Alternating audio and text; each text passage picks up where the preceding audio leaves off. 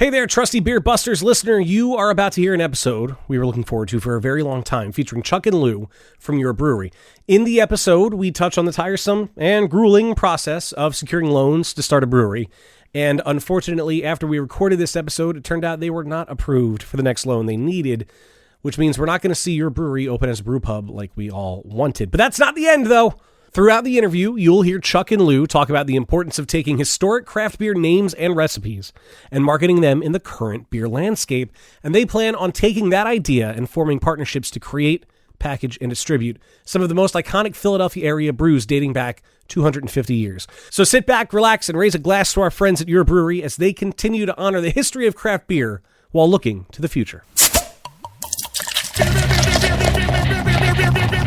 The only thing we have to Beer. is Beer. itself. Beer. So many choices. Only no function beer well without. Woohoo! Beer!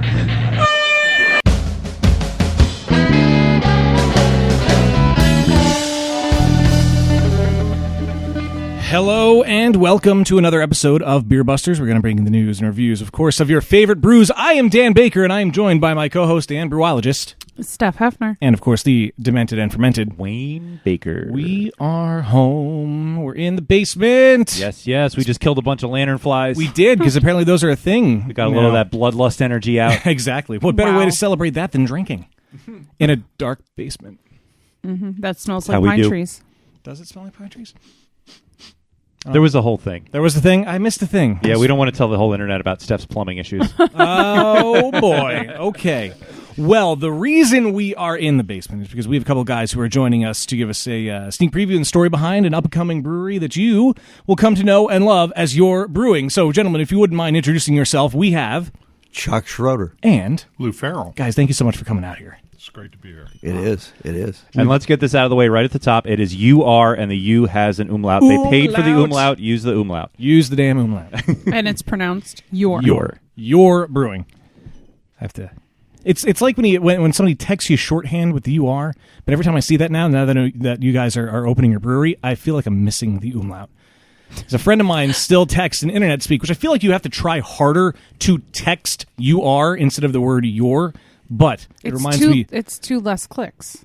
Yeah, but it's predictive But text. autocorrect. You start typing it. Actually, it's usually just... Yeah, that's true. It's You a lot. know. Actually, it would be YOU''RE, so it'd be 4 less clicks.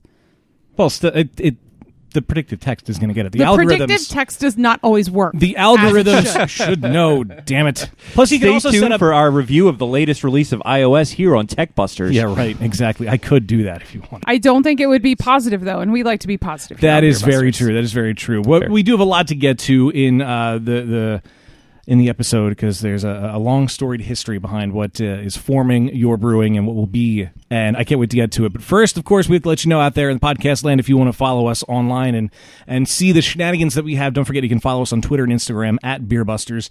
Facebook, we are Beer Busters Podcast. There's also BeerBustersPodcast.com and Patreon.com/BeerBusters. Quite possibly the most important one. Yes. I mean, we have, 6 or 7 punishment videos out now. It's a new thing we've been doing. They've been a lot They're of fun. awesome. I love watching them. I've been having a lot of fun putting those together.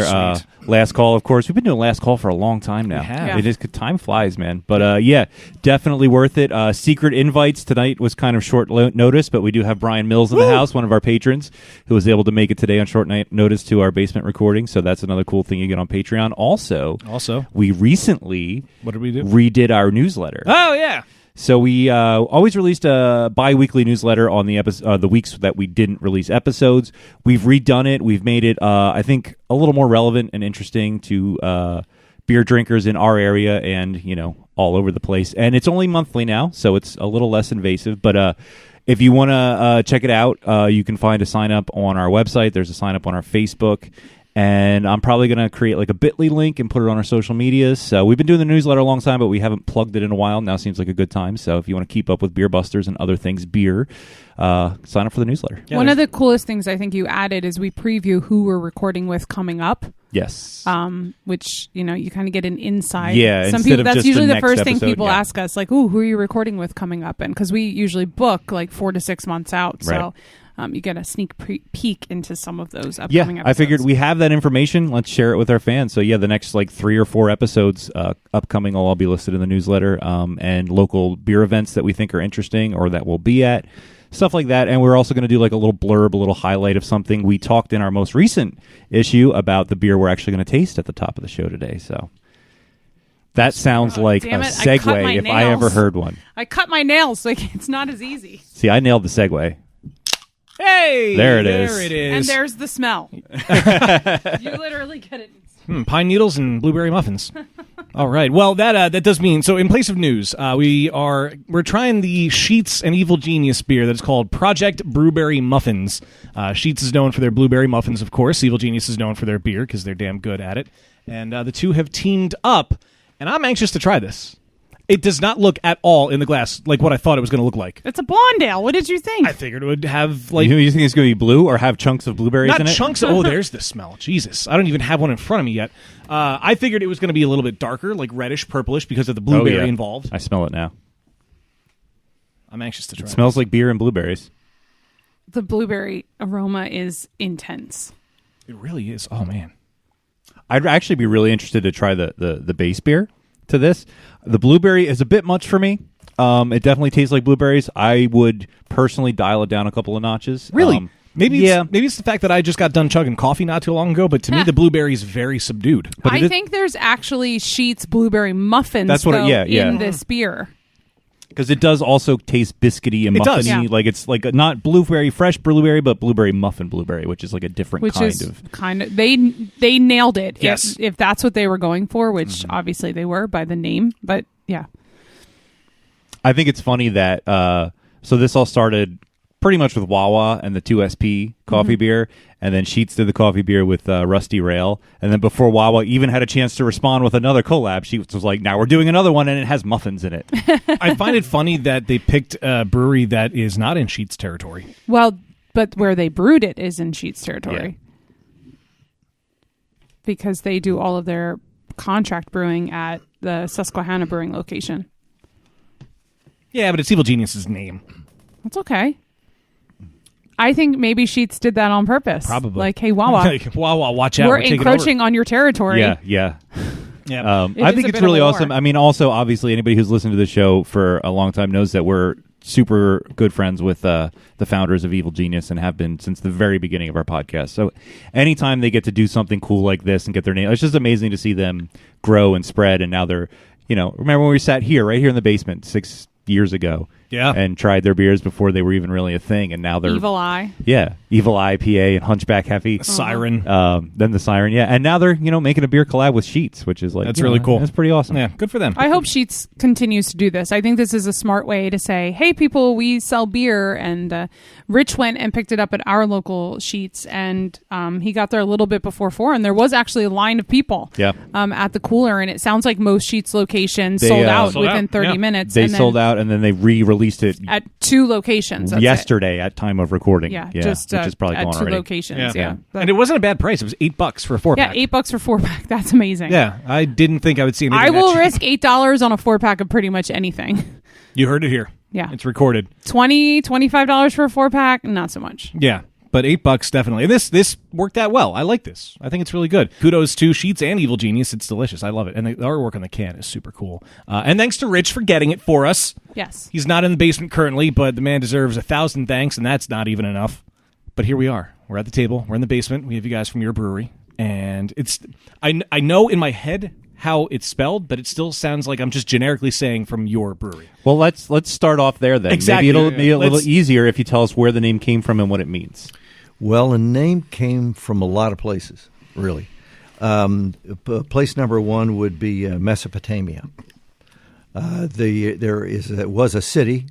It's not at all where I thought this was going to start. Oh well, this conversation may go in a lot of directions you weren't expecting. Let's do it. So the city of Ur was the recognized by many origin of civilization, as we know it. Ur did some phenomenal things. They got a group of people together, which is the basis really for a city, and they invented things like writing, measurement, mathematics, Snapchat. Snapchat. The list goes on, and so the whole idea of originality, of creativity, was something that we wanted to have part of our name. Ur, of course, is the text that a lot of people recognize. Most people who are of the age, abbreviation for Ür. We wanted this to be Ür Brewery. We wanted it to be community connected and facing and supported, and that's really the origin story of Ür. Did I leave something out, Lou? Well, German and Czech, it means original. Yes. We paid extra for the umlauts, so please include them. But we're going to be making beers that are much more traditional than other craft breweries in our area, and we thought we needed a name that'll go with that. Right.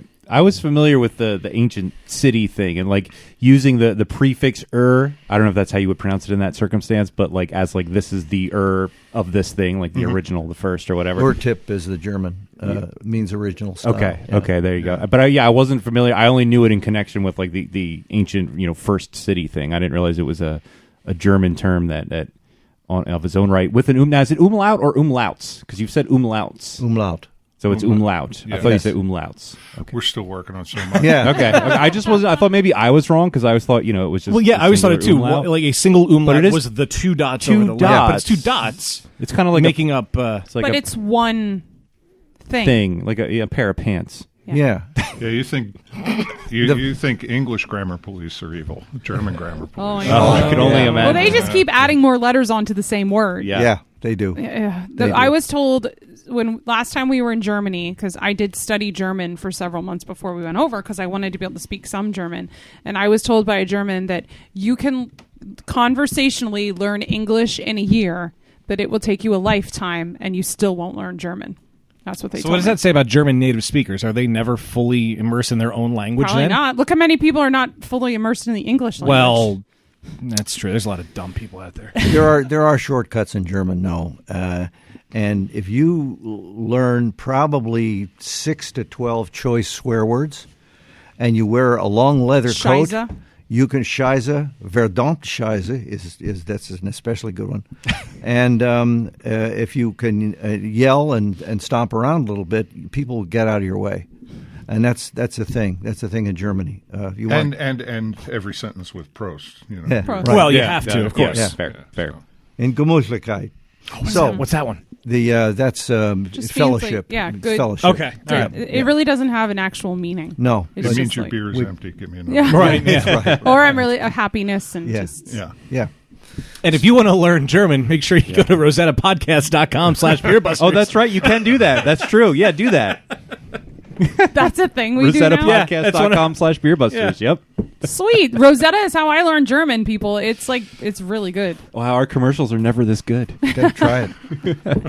So, Ür is a combination of tradition and originality, innovation, and that's what we hope to be able to accomplish with the brewery and our product.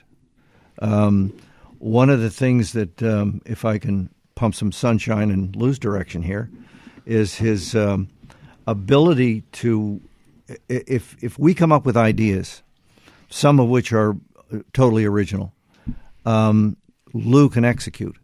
For example, I was talking about coming up with a beer that would go really well with spicy food.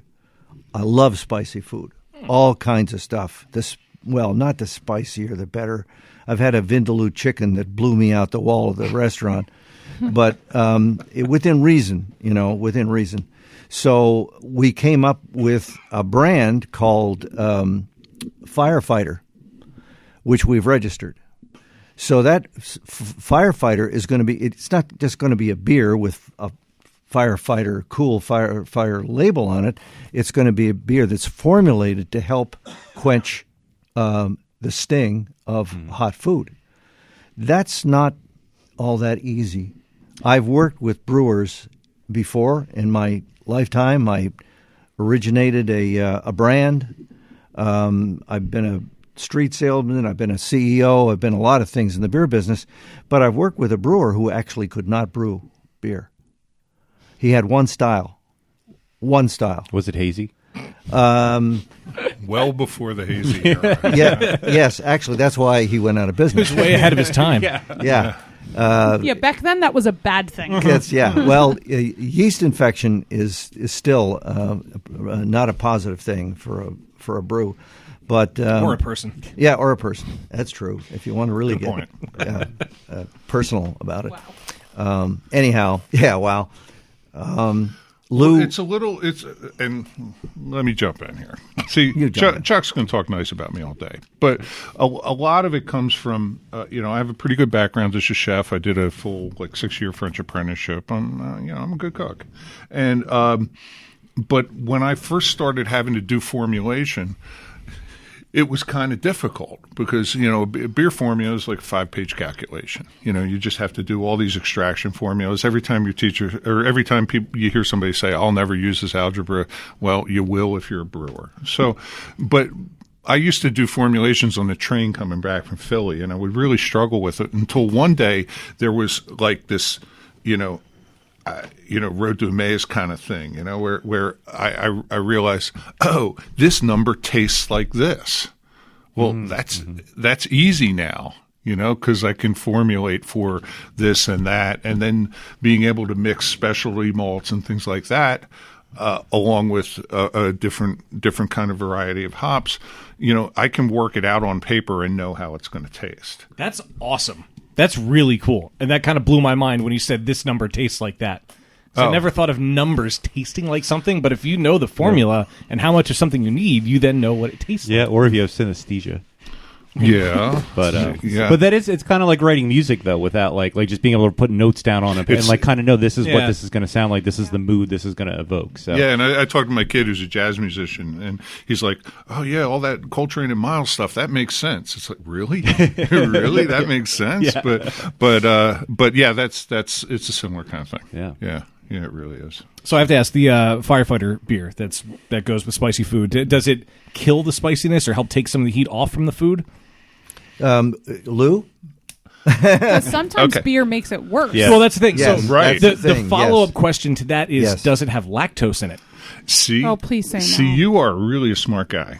You're the first person to say that. Okay, yeah. But the thing is, what you don't want in a beer that's going to kill it is a thin, watery product, right? Because that's just going to spread it around, right? And you're not going to get bread in the finished thing, which is that's another traditional thing to jam in your mouth after eating Chili's, and milk is the better thing. Yep. Right. So what you want to do is use lactose as a supporting kind of character rather than an out front character. You also don't want to hop it up seriously because you don't need more spice. Right. Yeah. So you want to use soft, gentle stuff like Goldings, Fuggles, that kind of thing. You want it to be a gentle thing that's going to wash away that heat.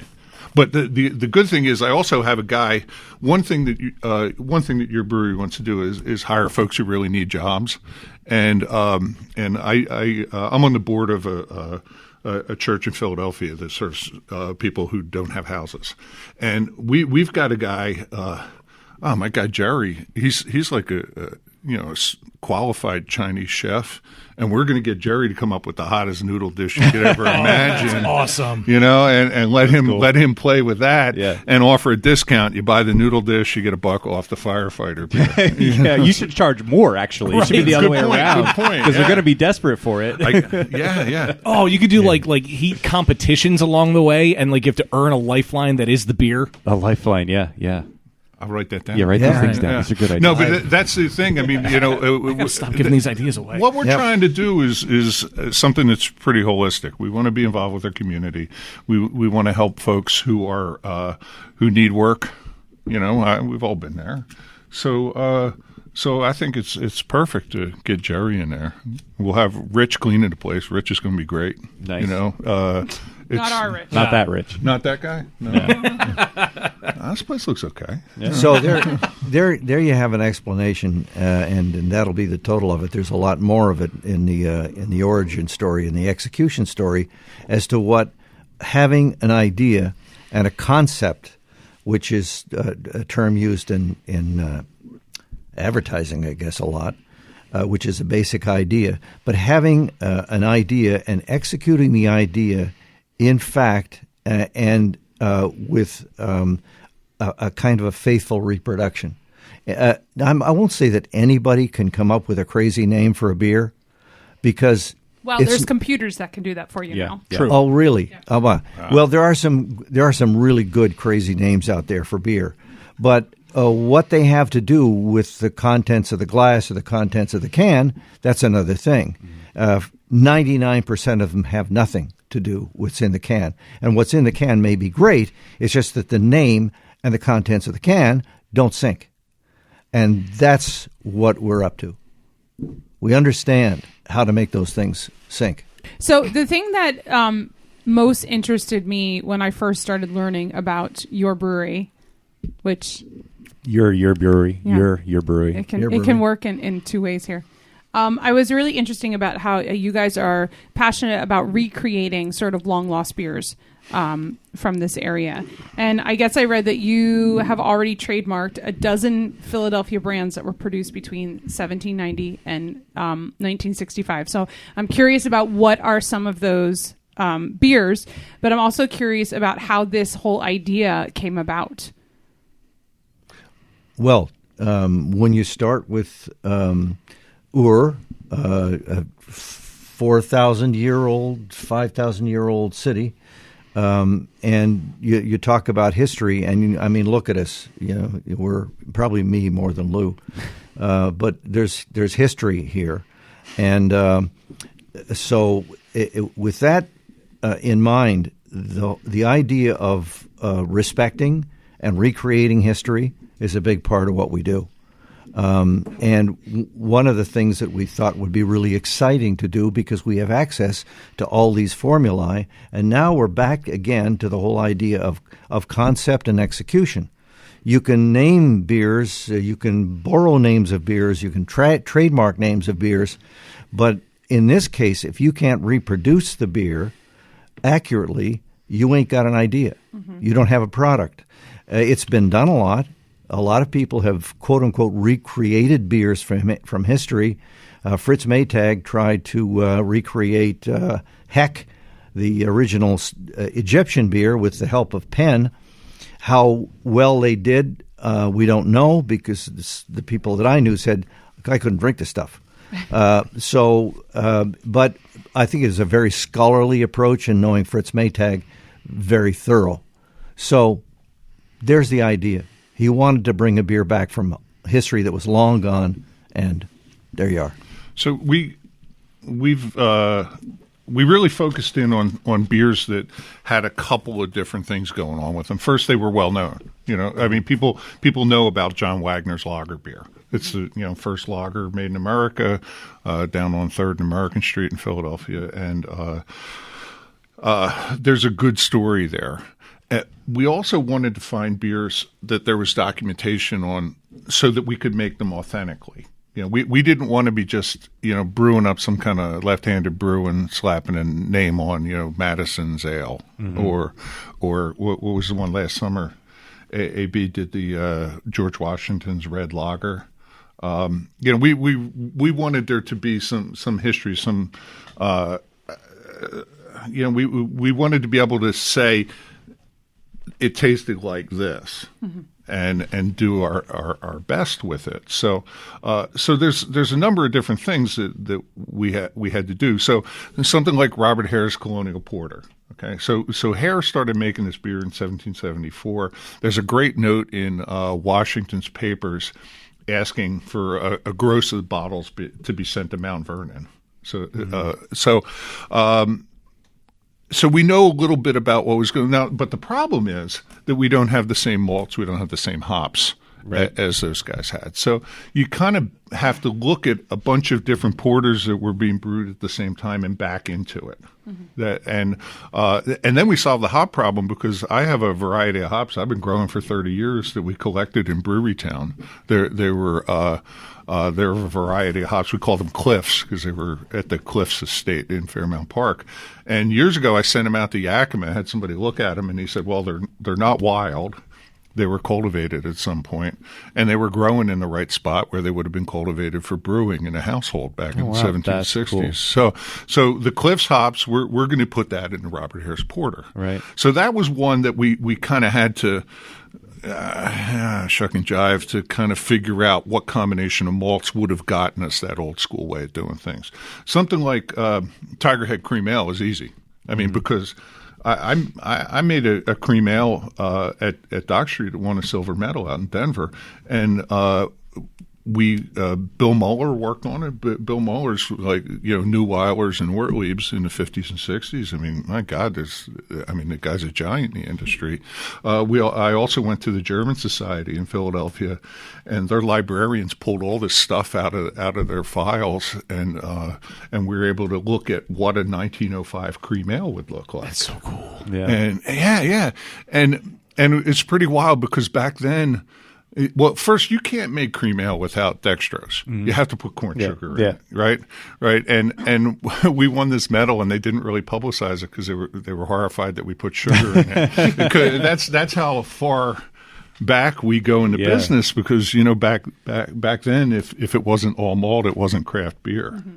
So I mean, how many beers on the shelves right now are just Ryan Heitzko beers. Yeah, right. Yeah. Everything. Everybody's, so we don't have a problem putting sugar. Well, I mean, they're putting Brewberry Muffins in them. And people are buying them. True. So, I mean, yeah. And that's not the worst sin. Yeah, no, not even close. Not even close. Oh, we know. Well, yeah. I'm going to just touch on that for a second. We're accepting of a lot of different stuff. Craft brewers have really, I think, shoehorned up the quality of American beer, certainly the variety. Fritz Maytag started things in San Francisco with Anchor Steam. He had a ton of money and he had a ton of commitment, and you put those two things together, you wind up with Anchor Steam beer. But the homebrewers who have all these crazy ideas, who don't know, a lot of them don't know enough about brewing to know that you can't do that, so they go ahead and do it. And that's cool. Mm-hmm. That creativity, I think, has done a lot for brewing in this country and made American brewers kind of legendary, I think. If I can, maybe the Germans or the Brits would have a problem with not too many that. of them listen to this. You're fine. Yeah, okay. All right. Well, I could say it in German if they like. But it's the truth. I mean, who's going to dispute that? I don't think even a hardcore German, Brit, whatever, would look at some of the things being now. Some of the things being now, they would look at and say, "That's nuts. That's really crazy." But it's when you go down the road of nuts, you get the stuff that's interesting. Mm-hmm. That's it. Done. And from our point of view, I mean, God bless them. It's great that they're working the corners of the strike zone. I mean, that's okay. That's not what we do. Mm-hmm. We're going to be producing. Our standard tap list is going to be traditional beers, Pilsners, Helles.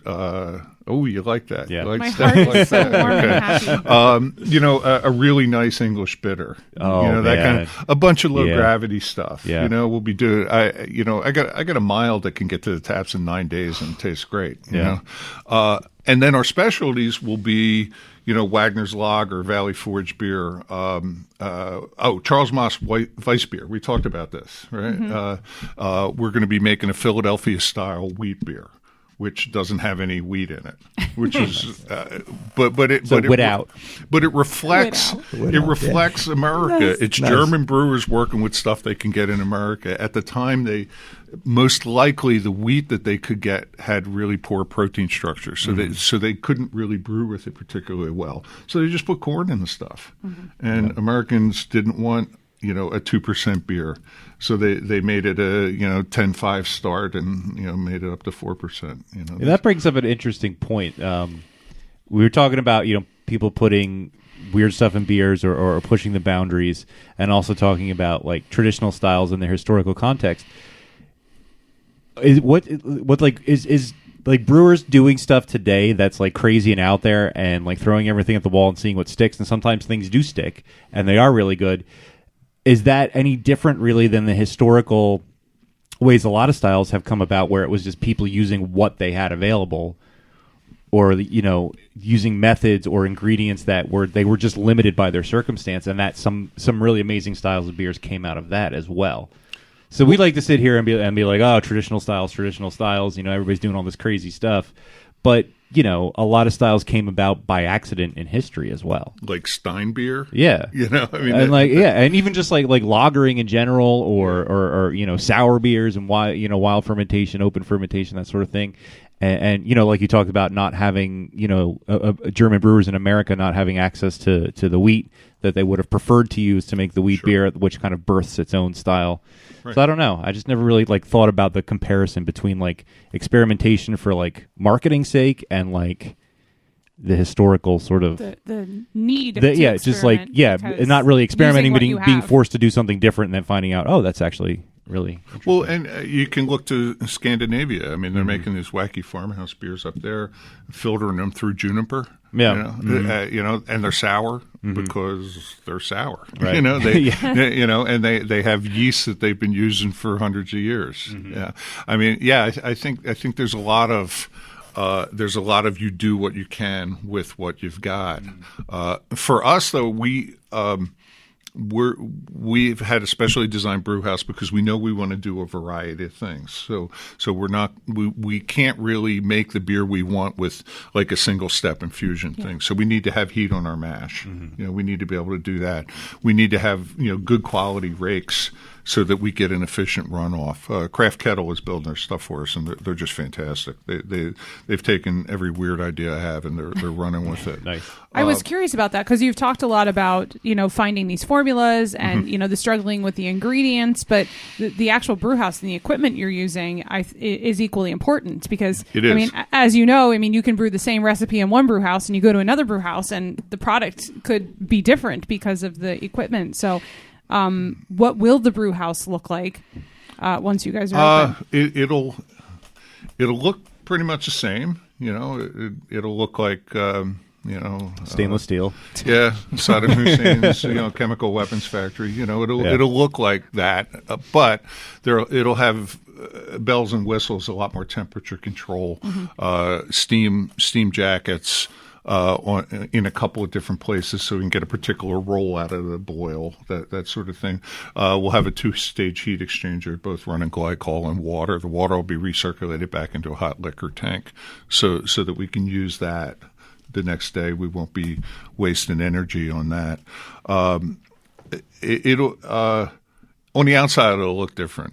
On the outside it'll look the same. Yeah. Inside it'll look different. But then when you get down to the fermentation and lagering area, that's where things are going to shift up a bit. And I think people are going to be a little confused because we're not using big, tall unit tanks the way other folks are, big tanks with a cone on the bottom because I just really prefer, and I think you can do a lot more with open tanks. Can we run the list on those? Because there's a number of reasons I like. Go for it. Okay, so first off, they've been doing it for a long time. It's traditional. Right. People have been making beer in bathtubs for a long time, and that's important to me to have a better connection with the product. I can lift the tank and say, it's a high Kreuzen today. You can also clean the beer up a little bit too. It can be cleaner. You can, when fermentation starts, it gets really vigorous after a day or so. And both with ales and lagers, a lot of trub is going to come to the top, and you can just go in there and skim it off. Right. Now you have to be pretty good about sanitary technique to do that because you don't want to get any bugs in it. But when you take that trub out, it's never going to settle through the column of your beer and get into it. So, with unit tanks, often a lot of that trub will get stuck to the sides. But it's much easier or it's much better, I think, at least, to take it off in the first place. So you don't get that. Our system where we use open top fermenters and then horizontal cylindrical tanks, it's counterintuitive, but it's cheaper because those cones are expensive to make.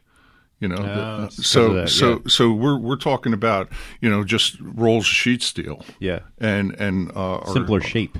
Yeah, it's pretty simple to make. So it's cheaper to us, which means to me at least that I can buy more tanks, and more tanks means more aging, and I'm particularly excited about when we first open because we're going to have all sorts of extra capacity, which means Bock beer. 6 months. 6 months worth of Bock beer. Please make an ice Bock. We will. And the thing that freaks folks out a lot of times is the infection risk because you do have an open tank.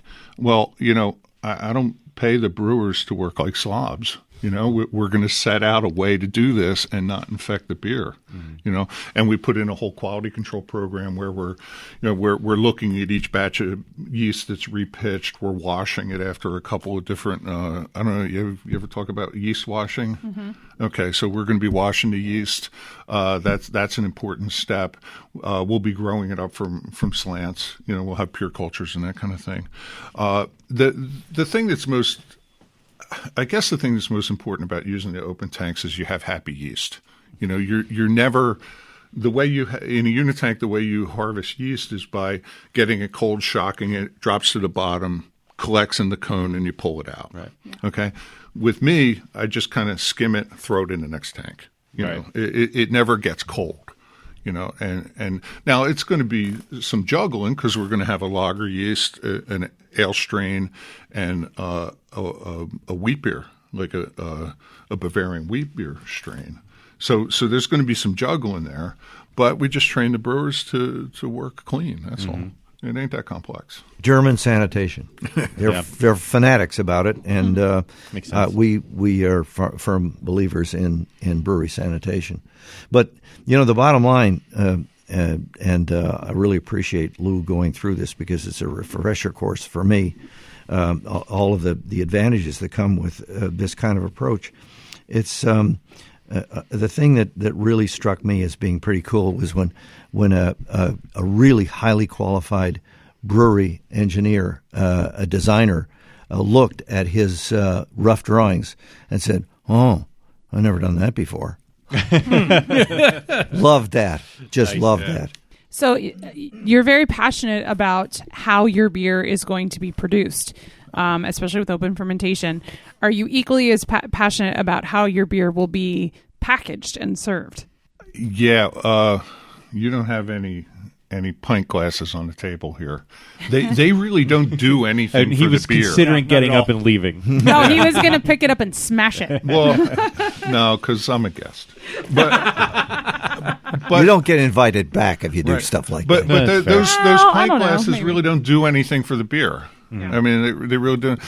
We go to France all the time. My wife's family's French, and each little town you go into has a different wine glass. And they will sit down at length and explain to you why that wine should go in that particular glass. And almost all of it's bogus, but it's a good thing. But when you're pouring beer, a bitter ought to go in a dimpled mug. It's wider, it's flatter, it's the CO2 is going to bubble out of it, and you're going to get all that rich ale character plus caramel and all that kind of mess. So we're going to have different style of glasses for the different beers. We're packaging. We're not going to do a lot of packaging, really. We're gonna. What are we drinking over here? What do you got? Looks like it's a Helles lager. Well, I thought this was fitting. So our friend Chris Fitzgerald, I can't talk. Words are hard. Chris Fitzgerald. Your bourbon games. He gave me this can. It's from Dovetail Brewery in Chicago.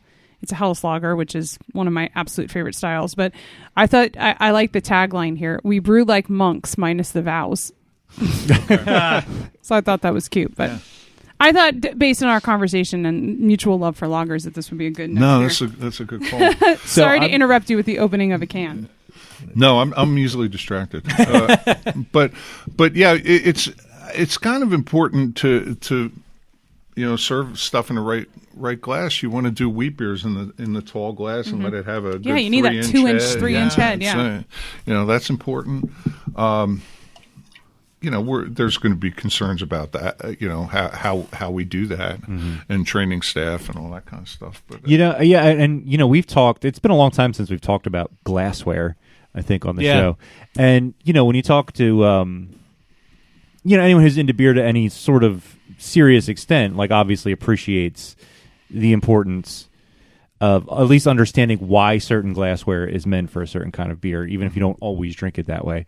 But you don't see a lot of places, breweries especially, maybe some better beer bars will do it, where they actually have all the different. They might have a goblet for the for their barley wine or something. Yeah, for the 11%. Mostly just so you get a smaller pour of it. But you don't often see a lot of breweries that go to the trouble, and it's probably a cost and a logistics thing as well. It's not always easy to. Well, I think that's a big thing. I did I did this consulting gig at a place where the guy decided they wanted to have the most beautiful glassware. So we went out and got all this Rostall German stuff with gold rims and hand-painted logo on it and all that. And hell, I stole 5 of them the first day. I mean, it was just they were great. They also didn't run through the dishwasher without breaking. So the owner's back there freaking out. Right. And that's the thing. I mean, there is that cost-benefit thing. You want to present the beer properly. Right. You don't want to go broke, but. Yeah, with some apologies here, we're going to drag you deep into the weeds, right? Yeah, on a lot of this stuff, right? And it's back to the whole thing about having a favorite beer, people mocking others for the beer that they drink.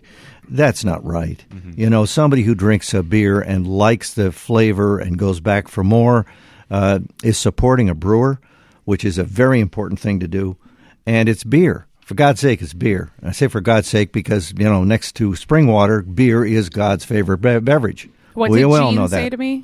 It's beer. Don't let it piss you off. Oh, yeah. yeah. There you go. Piss you off. I have that somewhere. That's what he I'll said. find Reasonable. it. In 5 minutes, I'll play it. That's Yeah. a good sound clip. Yeah. So God loves beer. It's in the Bible, isn't it? Well, we Probably. Can, okay, sure. All right. Well, we can check back on that, but for now, we'll just say it'll stand. Yeah. Right. So don't let it piss you off. There it is. 2 minutes. Fine. Fabulous. So, yep. When you got here, we were talking about Rich Wagner. And his involvement was sort of this project of yours. So do you want to tell our listeners first who Rich is, maybe how you guys got connected and how he's helping you through this process? Yeah, I've known Rich for a long time, and he's really the preeminent beer historian in Philadelphia. He's the guy. You ask Rich a question. You call him up, ask him a question, you hear some papers shuffling, and immediately he's in a file somewhere, and he has the answer for you immediately. He's been helping us with, first of all, what brands that there was enough known about them that we could legitimately make the things. He's important for that kind of thing.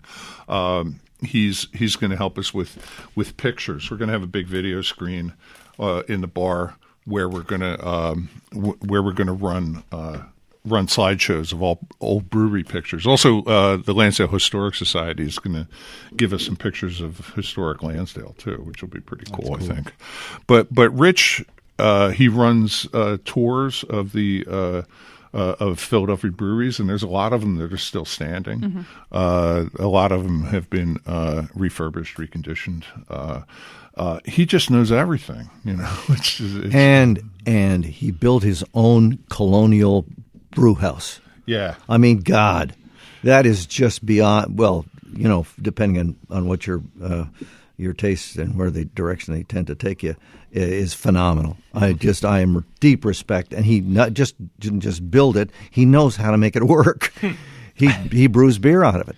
Yeah, so, he does all sorts of demos at historic sites. Yeah, Rich is the guy. He's yeah. 30 years back, I suppose you've known him, or more. So, I wanted to throw something in here. First experience with beer. Has anybody talked? You guys talked on the show about your first experience with beer in general. We've talked about our first craft beer. First beer. First beer. Oh God. Oh man. Okay. I know. Okay. Well, for years I drank nothing but Yingling Lager. That was. I drank a lot of Corona. Like most of my early 20s. Okay. Yeah. I honestly I couldn't tell you the first time I had a beer. I don't remember. Yeah, me neither. Do you remember the exact first time you had a beer? I mean, like you said earlier, there is a lot of history there. Yeah. I grew up in Canada, where, surrounded by hockey memorabilia here. It does warm my heart. It just happens to be the wrong team. Yeah, well, I liked Bobby Orr. I was a big fan of Bobby Orr many years ago. But at any rate, I grew up lived in a tiny, tiny little town of, I don't know, there were no traffic lights. That's how small the town was. And hockey starts at a very early age in Canada. First, you skate about the same time you walk. That's, even if you're wearing the double runner stuff, you're out there skating. So organized hockey then begins very early. So the first organized league I played in, and I can't remember what it was called, Pee-wees or Cradle League, but we're like 5-6 years old. Little kids staggering around, banging well, not staggering, fairly good skaters by then, but banging each other with sticks and no helmets, no mouth guards. Nobody knew what they were. And the Cradle League came into the town auditorium, skating rink enclosed. Every little tiny town had a hockey rink enclosed. And came in about 7 o'clock in the morning, 8 o'clock in the morning, right, to play hockey. The town team, the big guys, played on Friday night. So when they were finished with their games, they drank beer. And when we came in the morning, all these cases of beer were stacked up against the wall. So somebody figured out, wasn't me, that if you pull these cases apart, there's always like a little bit of beer in the bottom of the glasses. So that caught on really fast, and pretty soon here we were, all these 5-6 years olds, hammered, out playing hockey. I don't know how the game went. The coach screamed at us a lot, but the coach screamed all the time. But nobody could figure out how we developed that style of play, and it was O'Keefe Old Stock Ale. Wow! So that was my first experience. That's like beer. what they call the drunken master, like martial arts. It's your drunken hockey style. Yeah. It was kind of violent for 5-year-olds. For 5-year-olds drinking the dregs of the beer. Yeah. And I think I at least waited till I was like 17, and I only had it because I was in Europe at the time. I was pretty against alcohol for a while because of family issues. But when I was in Europe when I was 17, we all went to a bar. And the main chaperone had a group of guys with, and he bought us all a beer. So I was like, I'll drink it. And I hated it. I couldn't stand it, but I wanted to finish it because I respected the man. Yeah. And look at me now. I drink like a fish. Yeah. Well, that's out of respect. Oh, totally. Yeah, totally. Totally. Yeah, I went on the Easter tour of Germany. So we hit Berlin and down the Romantic Road. We eventually got to Munich. And it's like, oh, this is beer. Oh, yeah. I like this. I like this. And that was back in the day when they didn't distribute Coors east of the Mississippi. And my uncle who lived in Colorado had muled some Coors back. So I get off the plane from Germany, and he's like, oh, I got this. Yeah, of course. And it's like, that's not quite what I I mean, okay, I guess it's all right, but, can we go back to Munich? Yeah, that's got to be a shock to the system. Nothing like beer in Munich. It's the best beer in the world. Period. I keep saying I got to go back because I hated beer when I was there. I have to go back because now I appreciate Brau it. is my favorite brewery in the entire world. No, I've talked about this on the show before, but I go through withdrawal when we come home from Germany because the beer is just not the same. And I told Bill Kowaleski, usually Victory is where I go because... It was a good name drop, by the way. Thanks. I told Bill Koval. Well, I did. this I up was for on you. the show. I mean, the world can hear it, but I told him like that's where I would go. That was how I eased myself back into American craft Imagine getting off the plane and being handed a course. beer. Yeah, no, Yeah, it was, especially not now. I mean, Yeah. that was like being handed a very rare like. That's true. I mean, it's not like Well- you just could get Coors anywhere. Rare doesn't mean so good. if you're coming back from Germany, though, like I said, we go to France, and I drink cider like you wouldn't believe over there. Normandy and Brittany, the ciders are just spectacular. Yeah, not like the Some- ciders here. He Yeah, makes, and- by the way, he makes great Yeah, cider. we're He's gonna- been we're gonna making make cider in cider his at the bar. basement for 20 years. Oh, cool. Yeah. So both Normandy and Brittany are going to be part of our Yeah, bill of fare. They're different. They're different styles of cider, and I think there's an American market for a good, solid traditional cider, and plus to cook with it is great fun. Yeah. Marinate chicken in cider. So I wanted to ask about food because you said you have experience with food. And also because Yeah. Dan always wants to ask everyone about food. I like food.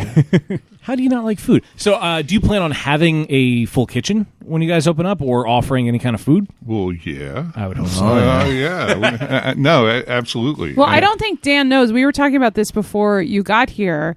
That Lou is actually a French classically trained chef, I picked up the classically trained part, but I didn't know the French part. Yeah. which is I did not know until we were chatting upstairs when you got here. I didn't know that part of your history. I was so uncultured when I was in Europe that when we went to France, breakfast was included. The hotel we were at, a very nice hotel, had a little breakfast spread that was there. I made a ham and cheese sandwich every morning Yeah. because I was such an idiot. But there's been growth. You know, In more ways than one. yeah. It's I did 70s and 80s. I did an apprenticeship. I worked in Trust House Forte Hotels. The place that I did most of my work is now a Fridays on the Parkway, which kills me, man. Oh, wow. My credit card number was stolen and used at that Fridays. Okay, all right. It wasn't me. No, I would assume not. Cursed land. But It is. but I spent about 6 years with French guys cursing at me. Yeah. It was insane. It was just I got hired in this place and I didn't know that they didn't speak English in the kitchen.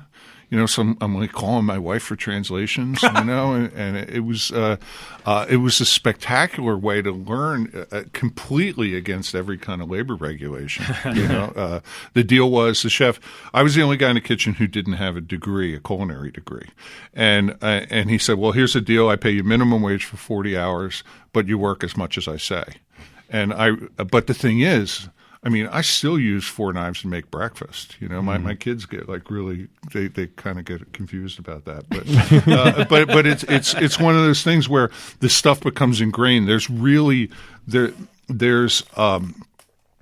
a lot of value to making 10,000 veal piccatas. It gets in your muscle memory, Right. and you learn how to do that. So we're gonna have a menu that's mostly small plates. We want to size the food on the small plate to be the amount of food that takes you to drink a beer. So we can consciously pair them. And what we would like people to do is to order, for a table of 2, order 3, 4 small plates, share them, go back and forth, drink them with different kind of beers. We want to have that, and we're gonna do stuff that. It's not farm to table if the Cisco truck backs up twice a week, So Chuck's heard me go on about this. Maybe that's why driving out here, I was kind of lusting after the goat cheese and the tomatoes. But what we're going to be doing is we're going to make our own pickles, and a lot of people are doing that right now. But it's tricky to do well, and a lot of people are doing it well. So we want to do that. We're going to be. We have a deal with a sausage maker who's going to make sausage to our specs. And we plan on selling a lot of currywurst. I don't know, currywurst is wonderful stuff. So Rich is into that. Rich loves Rich curry. currywurst. Do you like the white or the yellow sauce? The yellow. Okay, all right. So we're going to be doing that sort of thing. Wrong answer. But we want to cook with beer. Yeah. We want to marinate things in different beers, braise stuff in beer. stout and lamb, they kind of go together. We want to be able to do that sort of thing. Very small main courses, very small selection of main courses, and that'll just be stuff that's fresh that day. When I was doing restaurant work, I always had to deal with my suppliers. If you see something interesting in the market, bring me 10 pounds of it. I'll figure out what to do with it. Which is kind of a high wire act, but it's when the guy shows up with 10 pounds of turkey tails, what do you do with that? But, you figure it out. It's like your own Iron Chef competition. Just open the pantry and there's a bunch of stuff in there and you got to make something out of it. Right. But generally, if they're showing up with something weird, it's usually cheap. Yeah, true. So the turkey tails were cheap, so we just fried them and served them with some kind of sauce. And people went crazy for it. That's awesome. It's the next day. Where's the turkey tails? It's like, dude, that was we're out. That was a one shot. Out of tails. Be here again. Yeah. So we're going to be doing. We'll be watching the market, and the idea here is we want to present a product that's well made, well considered, paired with beer, and is set at a fair price. We don't need to pay off all the bills on one table. Food that loves beer. That's the motto. Food that loves beer. I like it. Yep. You know who else loves beer? Me. Everyone My at glass the is table. empty. Well, hold on. I want to ask one thing before I get So first of all, the pub is going to be in Lansdale, correct? Right. Okay. Now, I'm going to ask you this question, and you don't have to answer it, and I promise I'll open a beer right after, so you won't be mad at me. When the heck are you going to open? Good question. That segues into this is the segment we suggested, which is why I'm opening a beer right entitled "Landlords, Lawyers, and Bankers." Chapter 1. It's the updated version of 1. Lawyers, Guns, and Money. Yeah. Right. Yes. So before we get into this Whoa, beer is leaking. Oh no! It's beer. I don't know whether it's the bankers that did that or the lawyers, but yeah, there was an effect I'll have there. to label that. Rich, I need a towel.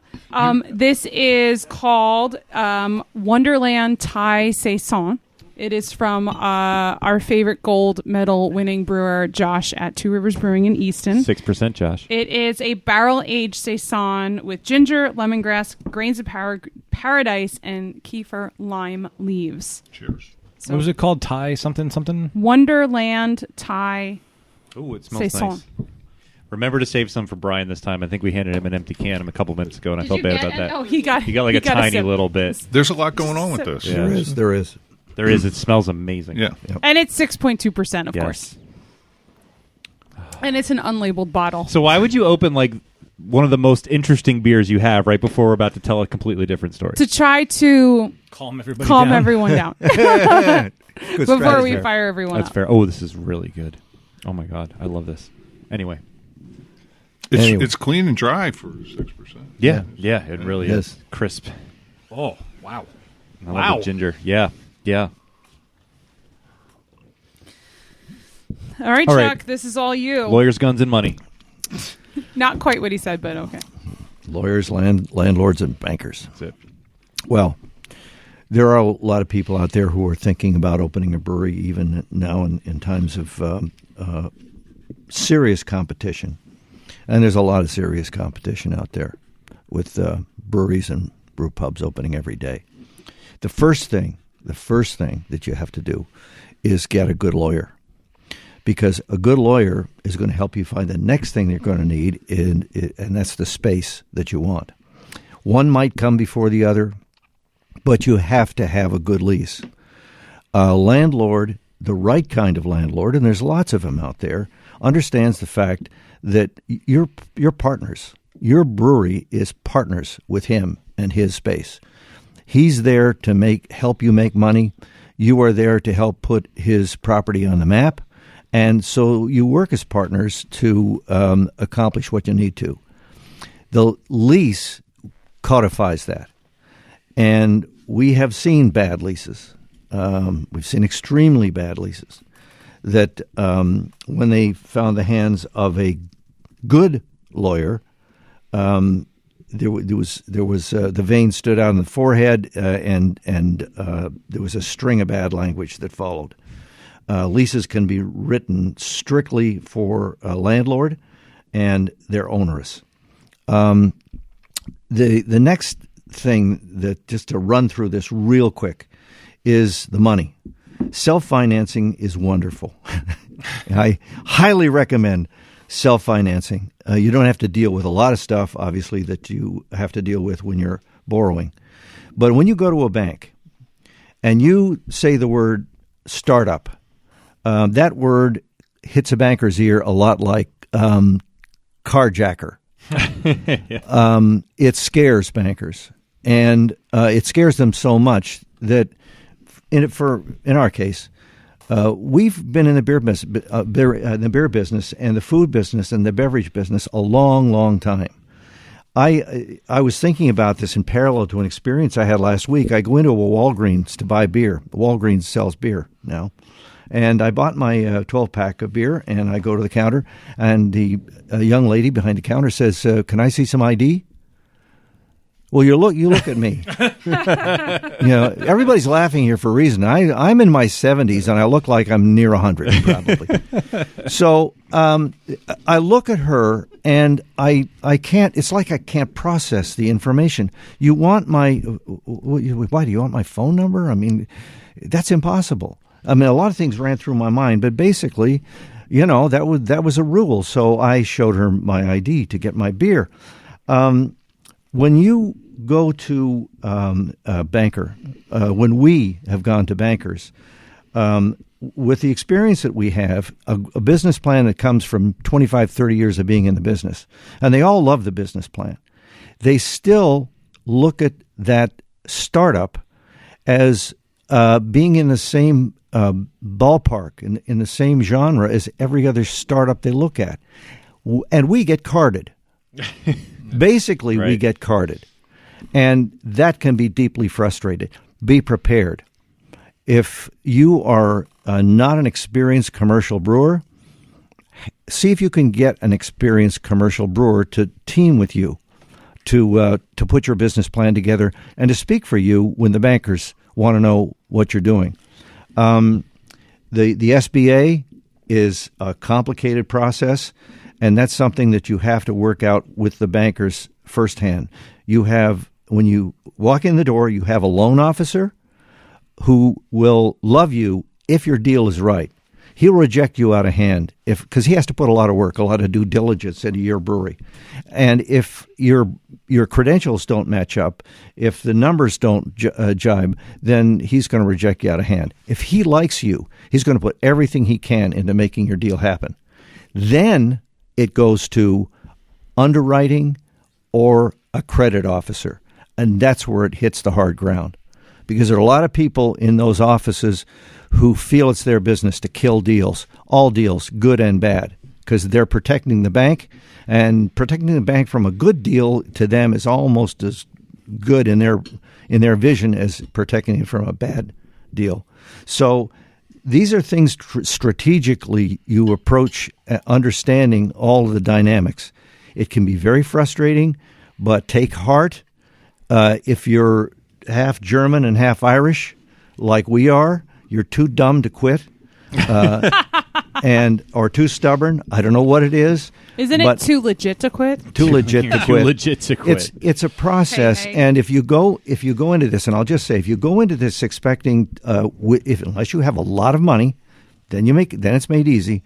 You expect it to be kind of soul grinding. But if you really have the fire, in your belly to do this, then do it. Do it.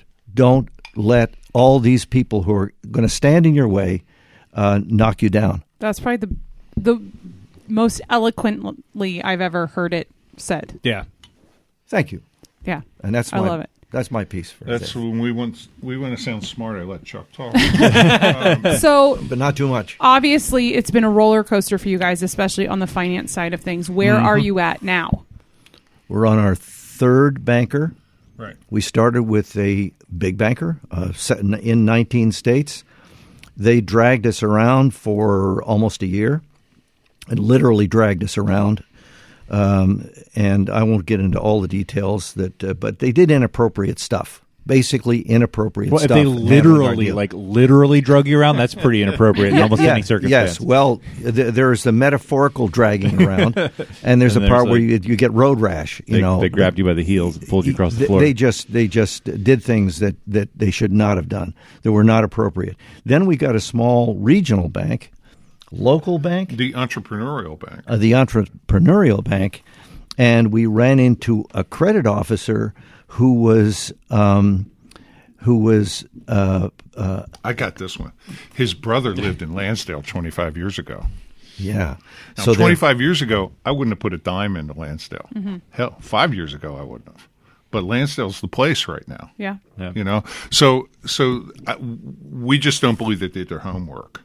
They didn't, and they thought that the competition was too rough. You know, there are 2 other brew pubs within a 9-iron shot of our place. Which is a positive thing in Yes. this industry. Yeah. Yes. Look, Well Crafted is doing one thing, Round Guys is doing another. Both of them are good at what they do. Everybody's got their own lane. Yes. I don't have a problem with that. Yeah, but people travel to places because they can Exactly. visit more than one Exactly. brewery. Right, and they come on the R5 train, which is another 9-iron across shot, the street. Oh, I can get off there and go to 3 breweries. Okay, yeah. Yeah. Competition in the brewing business is very different, I think, than a lot of other industries and how it works. And Yes. it's more complicated in what's beneficial and what's not. So this credit officer kind of didn't get that. Yeah. And they also didn't get the open fermentation thing. They thought that the use of they weren't familiar with that kind of tankage. And it's like, well, I'm not telling you about interest rates, my friend. Right. Fair point. Yeah. Fair point. So they weren't going to be the good partner that we needed. And your lawyer, landlord, your banker has to be a partner. They have to be on the same page with you. And we're very lucky right now that we fell into a third banker, and things are at their loan committee right now. And we're pretty hopeful things are going to happen. It's very exciting. It also makes me crazy. It is. It's gut wrenching. If it goes on like it has for us for a year now, 18 months. Okay, never mind. Never mind. Too long. Just take a sip. Take a sip. It's there gonna be are okay. scars It's gonna be deep in okay. our souls. The Saison here is really on nice, that. though. Yeah, it is. It is. It Really- is very really good. Josh is an To awesome change brewer. the subject. And what's the other one? the other which one. is the Wine. opposite What is of the this? Saison. That's mine. And Oh, it's yeah. a bourbon barrel aged Russian Imperial Stout, right? Yeah, He won so- a medal for Russian Imperial Stout, the Great American Beer. No, it was a barley wine. Barley wine. Shut up, Chuck. Okay, but anyhow, Bob always steals all this the is Russian this is Imperial like Stout the gold medals. anti-Saison. Yeah. The So our patron in the house also is a home brewer, and he brought us. I made it sit on the table for a little bit though, because I felt like it was way too cold. I feel No, like it's this is- a much better Yeah, temperature. I'm glad you let it warm up because this is It smells everything I need it to amazing. be. I like to drink a toast here. Okay, so we have one in the house to home brewers. Yes, for sure. Yeah. Pros. Yeah. Help bring Homebrewers. the American beer business to where it is. That is Absolutely. true. Amen. Absolutely. Yes. Cheers to that. Oh, And cheers specifically to Brian for this beer. Oh, that's a big that's beer. really nice. It is a Man, big one. yeah. 11%, It's not hot, is that what though. we said? It's It not drinks hot. really Brian, how long easy. you been aging this one? So it sat in a barrel for close to a year, and I pulled it out last winter, and it's been in a keg since last winter. So Okay, Yeah, that's the range. yeah, I get It's that. smooth. That's As Dan would say. no, I did a barley wine at Dock Street that we sat on for about 6 months before we got, and man, that thing was spectacular. Yeah. It was just but it was also like 14%. Yeah, that's the thing. We used like 3. It pickled our ale yeast, and then we went to champagne yeast. We kept throwing champagne yeast in until it got down, and it was beautiful. Wow. Michael Jackson, the other Michael Jackson. The other The- one. the yeah. other Michael Jackson. which is one of his The favorite real- lines. the real Michael Michael Jackson. loved that barley wine, and that's a big plus. Yeah, it was cool. His beer companion that came out in He dropped a better name than you, by the way. 93. Just saying. Whatever. With your Bill Kovaleski. I unfortunately I see your never. Bill I Kovaleski never and got up to you, meet Michael Michael Jackson. Jackson. Oh, too bad. Yeah, I mean, I know everything about him and have seen every documentary. And He was sadly great. never He got to came meet to him. visit at Dock Street, and it was kind of a big event because he was doing a dinner that night, and so he went and threw out the owners and the marketing people, and spent an hour and a half with me and the other brewer just walking through the place, tasting everything in the tanks. That's amazing. And they were pissed. They were not happy. But Jackson was a great guy, and he asked us at the time. He said, I've got a book. If you if you've got something interesting, mail it over.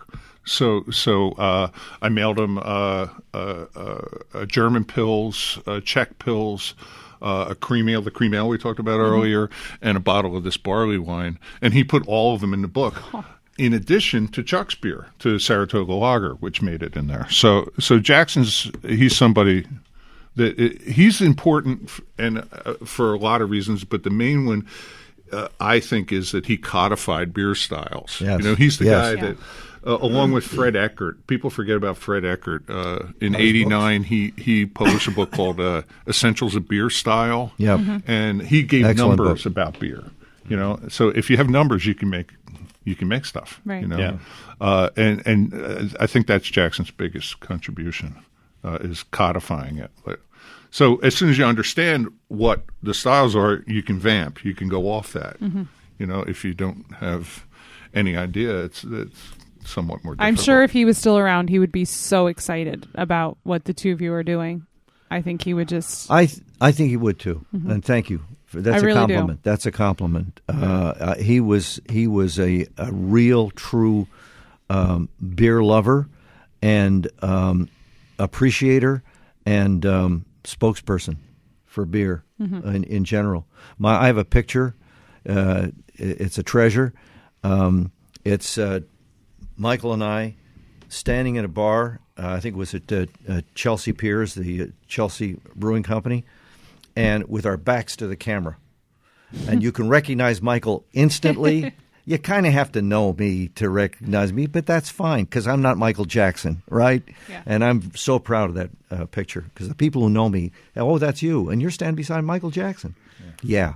Yes, I was on a panel with him out in Denver where we were judging British pale ales, and I was clearly the junior partner in this because it was Jackson, the guy from Sierra Nevada, a guy from Fuller's, and a guy from Young's, and it's like, and we were incredibly frustrated. There was 150 beers in the flight, we had to work through to pick gold, silver, and we just kept, and they weren't the style, people were putting Cascades in them, or they're making them, red rather than copper or pale, and everybody was really frustrated. We decided to give out a bronze medal, didn't give out a gold or a silver. Wow. And Jackson's like, yep, you got to brew to style. We read the guidelines,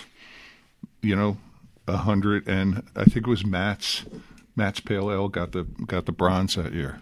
I have a question about judging, stuff like that. If you have that many beers in your flight, right, what order do you do them in?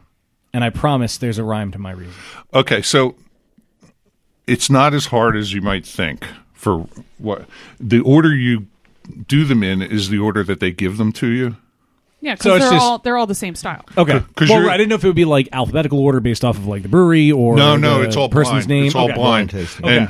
And and you do stuff like I got this wonderful bourbon homebrew thing here. Thank you. Yeah, amen. And Amen. and you smell it, and I'd say a third of them we just bounced because they didn't smell right. You don't have to taste Your them. nose knows. You get a lot. You get, so 150. Okay, 50 of them gone. That simplifies some things. Right. Then you're looking to style guidelines. If it's the color of that Hellas we had before, that's gone too, because that's not, it doesn't have. So then you get down to like your guys there. You get down to the ones that are in contention, and that's when it gets, So from each flight, at least the way we did it out then, and that there was only 3,500 beers in back then out in Denver. Now I think they're going to have 9,000. Good Yeah. God. Craziness, yeah. God bless them, man. I don't know how I'm not doing that. Yeah. Later. But the stewards and that kind of thing are the probably some of the more important people because they get it to you poured properly, right temperature when you want it. Yeah. At that point, out in Denver, they were looking for professionals rather than people who'd been through the certification program. And the certification program is good. It gets you a lot. You know what you're doing if you're doing that. But professionals, when I judge homebrew competitions, they go crazy because it's like boom, boom, gone. Yeah. It's much quicker. It's analytical in a different sort of way. Okay. So. And the one thing, too, there are a lot of people brewing beer now who are offended by this approach. It's too purist. We make an IPA that's not like that IPA, but it's still an IPA. And I understand what they're saying, but the fact is that the people who judge world-class styles judge them on the basis of what that world-class style actually is. And if you call your IPA New England IPA, that sets a whole different tone. To me, that's very acceptable. I'm not hoping I'm not annoying anybody who's a purist. Don't let it piss you off. Yeah. In other words, you have a new category, right? And that's acceptable. You've done something creative, and you've named it creatively, and so now you've set yourself apart on safe ground. Yeah. Just my opinion. I also think you kind of have to earn the ability to do something super crazy with beer. I mean, New England IPA has now become an accepted new style of beer. It is what it is. It has its characteristics. People know what to expect of it. So when you judge a New England IPA now, there are sort of benchmarks. Like, okay, this is this. And like there was a time when it was just crazy, weird IPA. What is this? But I think also, like, before you start putting fried chicken into a beer or, making birthday cake beer and crazy stuff like that, which is fun to taste, like, I do think you have to learn the ropes. Like, you can't, you know what I mean? Like, there's a certain, like, you have to kind of earn the ability to push the boundary. I've been trying to remember, and nobody can help me. There was a French impressionist who was questioned about the impressionistic style because it was so weird at the time and unaccepted.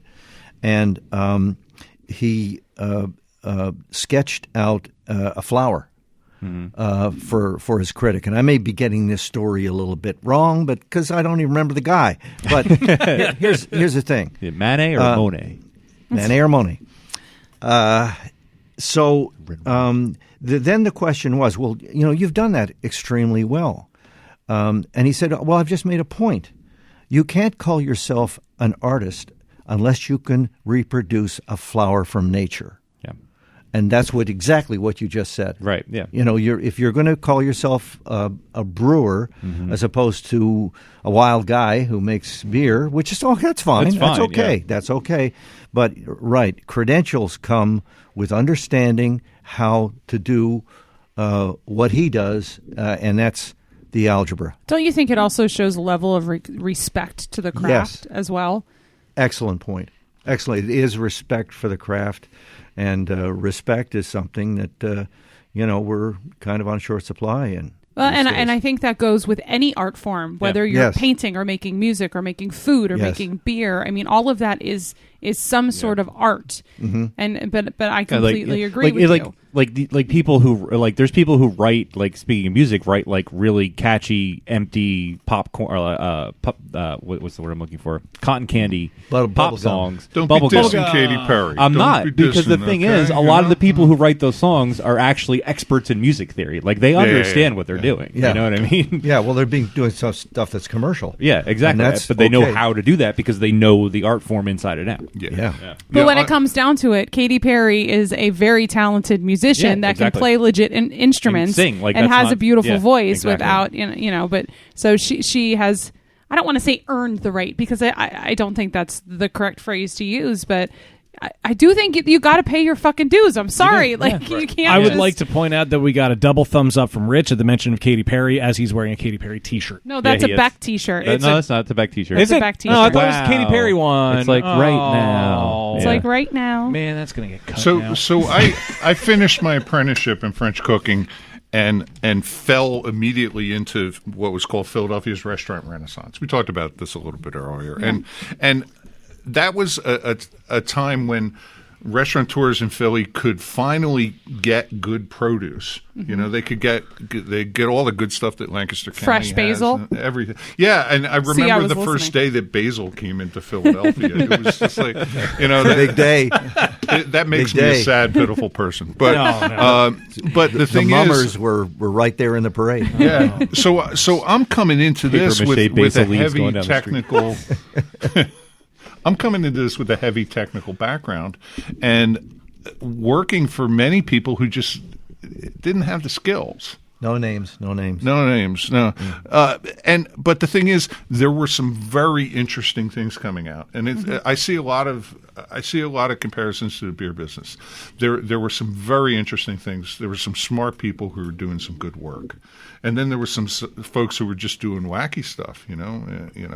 Just my favorite example is the rosemary garlic grilled chicken with a strawberry beurre blanc, and it's just like, no, that's just wrong in so many ways, and meanwhile I'm trying to make, classical French sauces and things like that, but the thing is, if you know what the classical French stuff is doing, you can incorporate other ingredients into it. So you can make a brandy cream sauce and put ginger and lime in it. You can do stuff like that, if you know what you're doing. So there's a lot of crossover right now. I'm seeing a lot of the similar things happening in the beer business that was happening in the restaurant renaissance in the early 80s. That makes sense. My favorite line was the guy who a fairly well-known guy who said to Lou, if you're gonna work with me, you've got to forget everything you ever learned about French cooking. And Lou, look at Lou. I mean, he's just about the size of your average NFL linebacker. And if he had swatted this guy, his career would have been over. It wouldn't have gone well. No, and Lou would be doing a hard time. But that was the level of arrogance that sometimes comes with being quote unquote creative. And to your point about Steph's point about respecting what the art is before you can criticize the art, and that's really important. And I fear that is sort of missing with the consumer right now in craft beer as well. Agreed. I think those of us now, guests excluded, like the three of us are very close in age, and our craft beer timetable is very similar. And I think we have sort of gone through this transition. We started where we were very much respecting the basic styles, and then of course we were like, we want to try everything and anything, and whatever craziness you're doing, we're going to try it. But I think we've come back to well, we're still going to drink the blueberry beer because it's interesting, but at the end of the day, when the microphones let's are be off, honest, also because it's Evil Genius. well, and we love Evil Genius, but at the end of the day, like, we want a clean lager or a clean Märzen. Or after my super long day yesterday, got home, had dinner, and then immediately washed it down with a damn good Pilsner. Yeah. I drank the last can of Levante I was just Pilsner. going to say that when we recorded it, like, love the guys at Levante, loved all the crazy beers we had there. I mean, not all of them were even really crazy. I mean, we sound like kind of out of touch when we say that. Curmudgeons, it's okay. That it's crazy, but curmudgeons. they sent us home with like a ridiculous amount of cans of beers to take home. Which we're super appreciative of it, and we love you guys. And they were awesome. And one whole case was their Pilsner, and that was the first thing that's gone now. Yeah. The rest of them are beer's still amazing. there. I had Sierra Nevada did a Märzen with Bitburger What is out Bitburger? of Germany. I bought some of that last week. I had 2 pints of it last night. That's all I wanted to drink last night. They have it on at the Barley Mow last night. that time of year, isn't it? beer It is amazing. I can't wait for that. Look forward to that. Oh my God. It Yeah, is but- one of the best I've had in a But very long Steph, time. I was really impressed with something you said earlier about the blueberry beer. You said that it seemed like they put muffins in it because the blueberries tasted cooked, and that's the first thing I got on it. Yeah. So, yeah, you understand whack beer, but you get, you've got a good palate. You've trained yourself. You understand. I do have a little training and background. Yeah. I mean, it's important. I mean, one thing that we're going to be doing, and we're going to be working really hard on, is developing a house style for your brewery. Very important. And House style? yeah. I mean, because it's I was telling Chuck about this earlier. We I was listening to this old interview with Bill Monroe, the bluegrass guy invented bluegrass, and he said the hardest thing about inventing this new style of country folk music was deciding what to leave out. Mm-hmm. It's like, okay, so you're going to have a mandolin because Bill plays mandolin, but do you want? Does he want to buy a mandolin? I currently have one I'm trying to sell. Okay. I'm 100%. Wow, random. I'll call I him. have to pay for a hot water heater. I need to sell a mandolin. But he's like does a dobro get into a bluegrass band? Does it? It's like. Electric guitars, no, we're going to stick with string acoustic instruments, that kind of thing. And we're going to be doing a similar kind of thing. Garrett Oliver from Brooklyn, who is I love him so the much. nicest guy in the world. Literally. I finally got to interview him earlier this year. And he's fantastic. Cool. It was something off my bucket list. He talks about a house religion. He says if you don't have a codified house religion, you're adrift as a brewer. And he's the best, and I really trust him on that. Such a sharp dresser too. The guy can wear a hat. He's like the full package. Yeah, he can. Yeah, kind of like me. Or maybe, He certainly doesn't dress like a brewer. I have Carhartt. Mm-hmm. I have your Craftsman suit, and the shoes that I found somewhere. The shoes that I found somewhere. I went with sequins and low cut. Yeah, you did. It's too bad y'all are on the radio here. Yeah, I know. Chuck, you're missing the hat, though. You need the hat. Yeah, I do. I have a John Deere hat. Oh, I was going to say, maybe I pictured you in a Tilly, to be honest. Oh, okay. Yeah, okay. But it's important we do this, but we don't do that. You want to, and like any religion, that can change over time. Mm-hmm. No, that's true. It evolves, but we want to produce beers that are people will say, "Yep, that's a Ür Brewery beer." Yeah, that's awesome. Back to what you said. Isn't that what a lot of artists want to do? Like you want to look at a painting and know that's Salvador Dali. Yes. You want to read a book and know that's Stephen King. Oh, that's a Tilly. Jesus. You want to look at a hat and know it's a Tilly. Yeah. I do now. All right, I'm going to open a Hefe, and then I say... And yes, I was going to say... This is Strange Magic from Jersey Girl. Did anyone offer Brian any of his own homebrew? The bottle's still here. Oh, wow. Plenty of it. Okay. I mean, we're all drinking you only brought one bottle? What the fuck? He's probably enjoying that we're taking second swigs of it. That's like the biggest compliment. It's so good. It is really good. Oh, it's so good. It is really good. It is on Untappd. You can check it Oh, out. thank you. What's its official name? Bourbon Barrel Aged Mishka. Mishka. All right. How do you spell that? Mishka. And it's on tap? Yeah, I have it on tap at home. Oh, at home. I maybe penetrated a bar somewhere. Oh, yeah. Am I allowed to ask what bourbon you used? Honestly, I don't remember. So the barrel originally is out of a distillery in Maryland. Okay. But then I had to freshen it up, and I don't remember what bourbon I poured into the barrel and swished around. And okay. Swish. Or whatever you used, it's delicious. This is phenomenal. Thank you. Yeah, I dig it. We ran a homebrew contest at Dock Street, and I had to pull one of the judges out of it because I saw on a sheet that he wrote, "Your horse has diabetes." and it's like, dude, you can't write that on a comment sheet. It's like that's hilarious. Yeah, it's like no, you're a jerk. You can't do that. You can't do that. It's like good line. Sure, but homebrewers putting it in there, they want comments. They they paid some money. You need to be an asshole about it. Yeah, but I don't think they want that is hilarious. Yeah. Well. So we are passing around Strange Magic. It is from Jersey Girl Brewing. Is that what it was? Yes. Super nice guys. Yeah. Mm-hmm. I also have to point out, and I know I got Rich's shirt wrong earlier, but I am wearing an ELO shirt as we're drinking a beer called Strange Magic. Yeah. So this is fitting. Yep. Don't come at me. Cool. Don't come at me. This beer, so the rest of these beers here, Joe Man sent for us. We love you, Joe Man. Joe Man is a longtime listener of our podcast. He now lives in Phoenix and Mesa, Arizona. And Rich and I visited him this summer, and he sent me back with a whole case of beer. This is called Isotopes AAA Blonde. That's the AAA baseball team that is near where my brother lives. It's also based the off The Simpsons. From The Simpsons. Yeah. That's why it exists. Have you ever? Okay. This beer exists because of the minor league team, the Albuquerque Isotopes, which there's an episode of The Simpsons where the team is going to move from Springfield to Albuquerque. And because they have the best mascot ever. That's probably why. And for Yeah, very they don't secret have reasons, Gritty. it's dedicated to Steph's brother. Yes, this is dedicated to my brother. So this is from Sierra Blanca Brewing Company. It's called Isotopes AAA Blonde Ale. And now I promise this is the beer we're going to drink. Yes, and then play a during game. Happy Fun They Time. are from Moriarty, New Mexico. There's a Moriarty, New Mexico? Yes. Nice.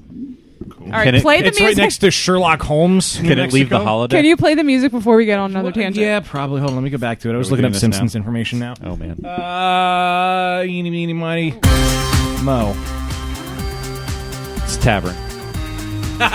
Cheers, Internet, and welcome to Happy Fun Time Games, the trivia segment on a podcast that, despite what its name might imply, has nothing to do with Adam Savage and Jamie Heineman, nor Peter Venkman, Ray Stantz, Egon Spengler, or Winston. Anyone? Churchill? Wait for it. Zeddemore. I know. Yeah, I had to look it up. I didn't know that. Yes, today's game is all about names, and I thought it was appropriate because we have Ür Brewery on, and I thought your brewery name has a lot of meaning behind it, a lot of history behind it. It's a very well thought out brewery name. So today we are doing a game about names, but it is not the game you think it is. No, this is the rare time when libation or fabrication's reclusive second cousin comes to crash on the couch. It's time for brewery or forgery. So this is a game in which I will tell you the name of a brewery, and you must decide whether that brewery is real or if I just made it up. And we're going to go round robin style Ah, shit, I'm to your guess. left. But lest we forget, there is something on the line. The winner doesn't get anything, but the loser does indeed get punished. Yes, and I think we're going to go ahead and reveal what today's punishment is. I'm going to invite Brian over here to help me introduce the punishment. So our lovely patron, Brian, has brought along a punishment beer for us. Do you want to tell him about it, or do you want me to tell him about it? All right, so this is the Coors Field Opening Day Brown Ale from April 7th, 1995. I totally would drink that. Yep. At least it's a brown ale. At least it's a brown ale, he right? says. Yes, From I agree. the Sandlot Brewery at Coors Field. It's a 5.2% alcohol by volume. There's a lot of text on here. I don't know if any of it's worth reading right now. Maybe we'll get into it in last call. But yes, the loser, and probably the rest of us will try it I was too. going to say, I kind of want to lose. Yeah. But the loser's definitely going to have to take a healthy swig of this. Let's do the math real quick. 20... What was it, 95? 4-year-old 24. beer? Yeah. 24-year-old beer. So this beer is old enough to drink itself. Wow, And that's then true. some. So yeah, Pretty meta. cheers to Brian for bringing this. Thank you so much for being a patron, for coming over, and for also bringing us this treasure to enjoy. That artwork is very 90s. It really is. This treasure to quote-unquote enjoy in last call. So the loser has to drink this. If you want to see that happen, sign up to become a patron on Patreon, patreon.com/beerbusters. Anyway, without further ado, we are going to begin to my left with Dan to guess first, and our first brewery is called Wooden Robot Brewery. Is that real or fake? The wheels are turning. In the sky. I'm going to be I want it to be Hold real. on. And there's a Before reason. you answer, I have a question. Sure. The fake You heard my names, did answer. you make them up? I don't know if I should answer that. That means yes. I'm going to go real. All right. And I Dan. want it to be real, and I will say why later. Okay, fair enough, Steph. So it refers to something? Maybe. Then I'm going to say fake. Steph is saying it's fake. Chuck, what do you think? I go Steph. Going with Steph? Fake, yeah. Also saying fake. All right. And finally, Lou.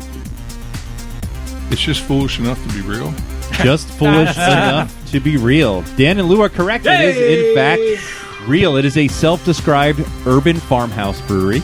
Wooden Robot is located in Charlotte, North Carolina. And what might easily... There you go. I may have been here then. There you go. So... I hope so.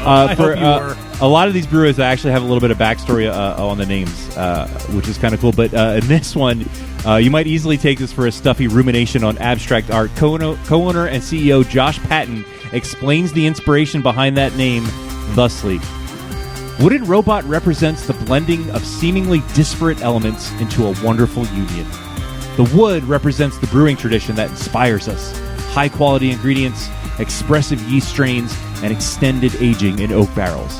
The robot represents innovation, the unique, creative beers that we craft using these traditional methods and ingredients. Inspiring. Sometimes a cigar is just a cigar. Wooden Robot Brewing, very real. Moving on. It's also a Futurama reference. Oh, yeah, you perked up like it was a reference to something. Yeah, I figured that's where they Yeah. were going with it. No, There's an no. episode where Bender gets turned into a wooden robot. I wasn't there. They just Wow. opened this year. Oh, really? Yeah. I didn't actually I see was when in they Charlotte opened. 2 years ago. Oh, okay. All right. Well, there you go. Check them out. Moving on to our next brewery of the game, and Steph is going to guess first on this one, and this one is called Ska Brewing Company. Real. Steph is saying that is real. Chuck, what do you think? I'm going to agree with Steph again. All right, agreeing with Steph again, saying real. Lou? Yeah, me too. All right, also saying real, and finally Dan. Yeah, sure, I agree. I've been there. Steph has a terrible poker face. She immediately It's knew in it was fucking actually Colorado. real. It is real. It is a truly OG brewery in Durango, Colorado. That's a great town, by the way. Yeah, and the brewery Good place to eat desserts and get drunk. apparently. Okay. The brewery's There's a been great- There's a great French bakery in Durango, actually. Can you get in fights with cowboys? Probably. Okay, cool. I'm in for that. This place has been around since the very brief time in history when ska was actually cool.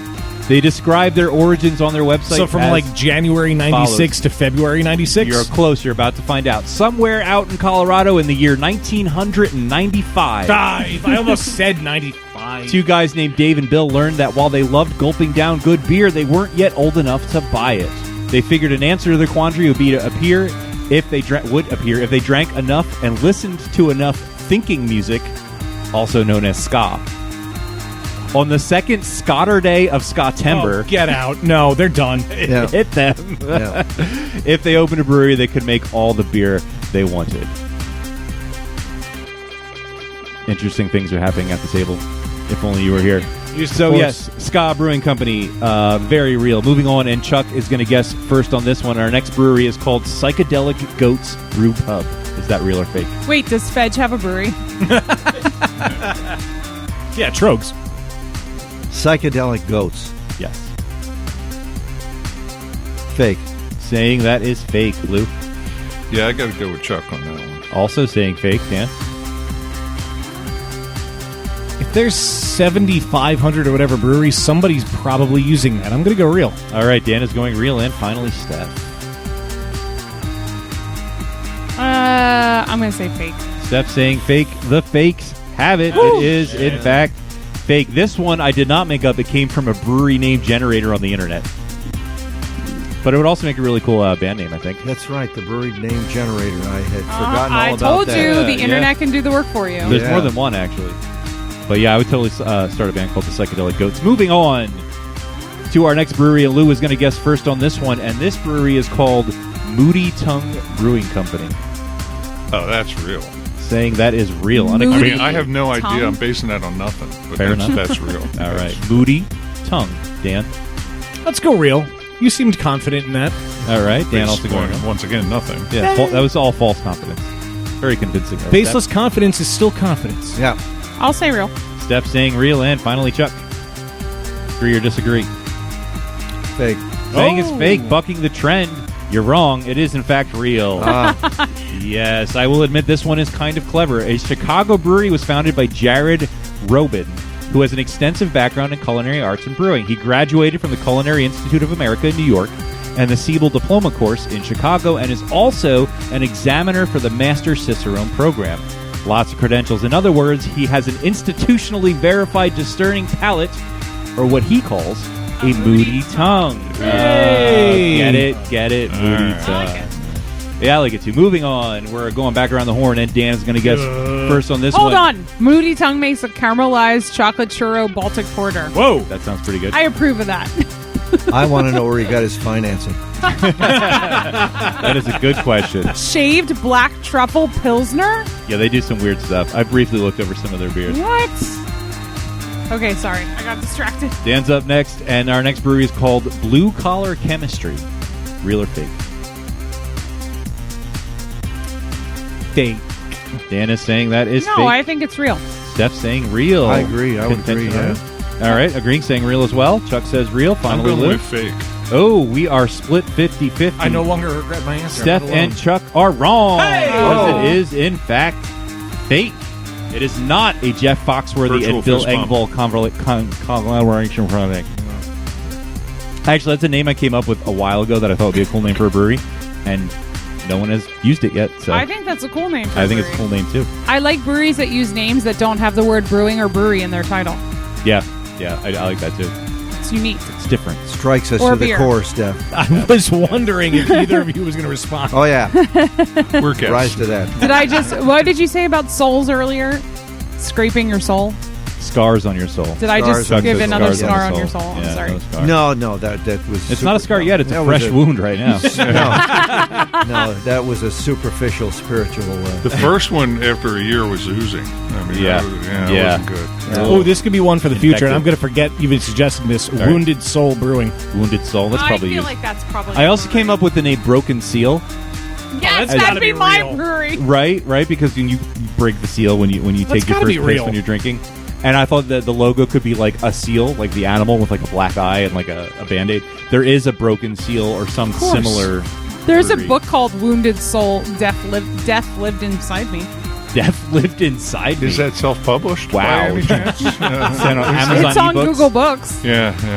Wow. Death Becomes Her. Remember that movie? It's fiction Yeah. though. It's a good movie. Oh, well, yeah. That was a movie. It was a movie. Everyone movie. could get something out of it. Yeah. People were really There into was the something effects back then. It was impressive. Steph's going to guess first. Yay. I forgot where we are. I think Steph is up next. Sure, why not? Our next brewery of the game is called Pinglehead Brewing Company. Real or fake? Pingle? Pinglehead. Can you spell with that? P? Pinglehead, no space. What is a Pinglehead? A brewery. Ah, Maybe. too easy. How many fakes have there been so far? I don't know if I should answer these questions. You shouldn't. I honestly don't even know. I wasn't really keeping track. Is that a lifeline? I will tell you that question? Lou currently has a perfect score. Oh! Lou, what do you think? With my whole scarred soul, I hope it's not true. There you go. You phoned a friend. I don't know. What's your I answer? think it's fake because just looking at your facial expression when you said it, I'm going to say fake. Steph is saying that is fake. What was it again? Pinglehead? Pinglehead Brewing Company. What is a Pinglehead? Chuck, I what do you don't think? know. I again, not to quote Lou, but it's just weird enough, I think, to be true. All right. Chuck is saying it's true. Lou, are you going with fake? Yeah, I'm going with fake. Going with fake? All right. And Dan. I think I'm going to say fake. Dan saying fake. Chuck is the only one who was right. It's real. Hey! And they have a fucking awful website. They have a really bad website. That's No. some Pinglehead.geocities.com. Casio stuff there. That's Yeah. some- They are the They're in-house. beer with attitude. They are the in-house brand for the beers that are made at Brewer's Pizza in Orange Park, Florida. They unabashedly claim that they produce beers with attitude. They crank up the douche-meter to the maximum. You can read on their website, Steph. It's right in front of you. They say, if you really love pale yellow light lager, drinkable only when served ice cold and in a frosted mug, then don't waste your time on our beer. You probably won't be able to appreciate it. But how about if that's what your customers want? Yeah, They exactly. make a juice box In Florida, that's hero. what they want. Yep. They also say if you like Super Bowl beer commercials, don't look at them either. That basically they're just, Basically, don't look at them.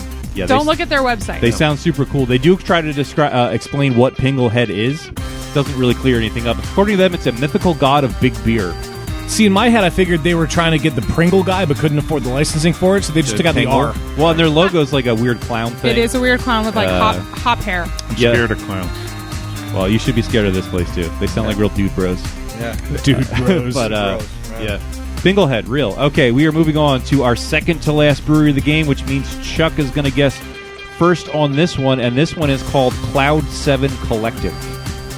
Yeah. Saying real? Yeah. All right, yeah. Lou? Yeah, I'll agree with Chuck on that. Also saying real. Dan? It sounds real enough. Saying it sounds real enough. And finally, Steph? I'll say real. Saying real. Everyone is wrong. Oh. It is not real. I chose it because cloud is a trendy buzzword in beer right now. And for some reason, there's an inordinate amount of breweries with 7 in their name. I don't know why. Really? Yeah, well, Wow. there's I didn't know Seventh that. Son. There's... All right, now I can only think of one. There's also Tank 7, which is a beer. True. It's- Well, yeah. 7 comes up a lot in beer. And I also, I just think Collective is hip or terrifying if you're in the Delta Quadrant. Moving on. 10-7 Brewing Company. Township 7 Brewing Company. There you go. 7 Mile Brewery. Yeah, 10-7's down our way. Track they're 7. doing some good stuff. 10-7, that's the one, yeah. Yeah. Yeah, lots of 7s for some reason. Legend 7. That's in Calgary. 7 Legends. Okay, I'm done. 7 of 9 brewing. Blink 187. This game is going really long. Let's finish It this. really is. I'm sorry, I had 8 different things. I thought it would be fun. I'm going to open another beer. All right, open another beer. So before we do our last question, we're going to recap the score real quick, because remember, there is a punishment on the line. It is sitting right next to me in I this think Lou is gorgeous safe. bomber bottle. Yeah, Lou has, although he trailed off in the last 2, he got both of those wrong. He still has 5 out of 7 so far, so he's safe. Chuck, you've got 3. Steph, you've also got 3. Dan, you've got 4. So it looks like Chuck and Steph are kind of in trouble of perhaps being punished. But I'm all right with that. we'll see how it goes. Our final brewing company brewery of the game. Is it real? Is it fake? I'm gonna let Chuck and Steph go last, since they have the lowest score. So that means... So we're gonna start with Dan. Wait, no. You should start with Lou. Yeah, he has Whose the turn it highest is. score. Yeah, but Well, if he they're should have... going If we're last- going last, it would make sense for Lou to go first, and he's next to go first anyway. All right, I'm going to tell you in about 10 seconds. It's not going to matter. Our last brewery is called Mediocre Homebrew Beer Company. Is that real or fake? Please let that be fake. Saying it is fake, Dan. Please let it be fake. Please let it be fake, Steph. Am I in last? You have 3 and Chuck has 3. So if one of you gets this right and the other one gets it wrong, the person who gets it wrong is getting punished. And what do they have? Lou has 5. So he doesn't matter. Yeah, Does Dan has have? 4. And what did you said fake? So I'll say real. Steph saying real, and finally Chuck. I'll go with fake. Going with fake. Steph, excuse me. You're wrong. It's fake. Fuck! It is fake. I actually thought this one was going to be obvious. That's why I put it at the end. I thought it was just a dumb name, and I thought everybody like, oh, it's obviously fake. Mediocre homebrew beer That company. means I lost, right? Yeah, you lost. Oh, wow. No one would in their right mind call a brewery this, though it may be an apt description of some. So yeah, we're going to add up the scores real quick here and see who our big winner is. We already know who the loser is. Yeah. Meh. So sitting at the top with 6 points is Lou, who was way out in front most of the game. All right. Stays there now. Channeling the trademark office. Channeling the trademark office. Coming up right behind is Dan with 5 points. Next to that, saved from punishment by the skin of his teeth, is Chuck with 4 points. And sitting at the bottom, in line to be punished, is Steph. Bring it with on. 3 points. This is, of course, the part of the podcast where we shout out to our most generous patrons on Patreon. We would like to thank the following individuals very sincerely from the bottom of our hearts. James Lamberg. Joing. Jan Schenk. It's so nutty. Joe Mansell. Oh, whoops. PA Brew Review. Tell me what you want, what you really, really want. I'll tell you what I want, what I really, really want. Beer, Bourbon, and Games. I'm never amused. Mark Bodunio. Jalapeno. That's a classic. Topher Simmons. So sticky. That's a classic. That's a classic. Poor Man's Brewing Company. Oh! Kathy Obashevsky. I want to chew on an almond right now. That's a loud really one. loud. Eric Dixon. I like hands. Nate Fochtman. Bleep. Brian Mills. Red leather, yellow leather. Woo, woo. Red leather, yellow leather. Sunday, Sunday, Sunday. That's an old one. That one. That's long.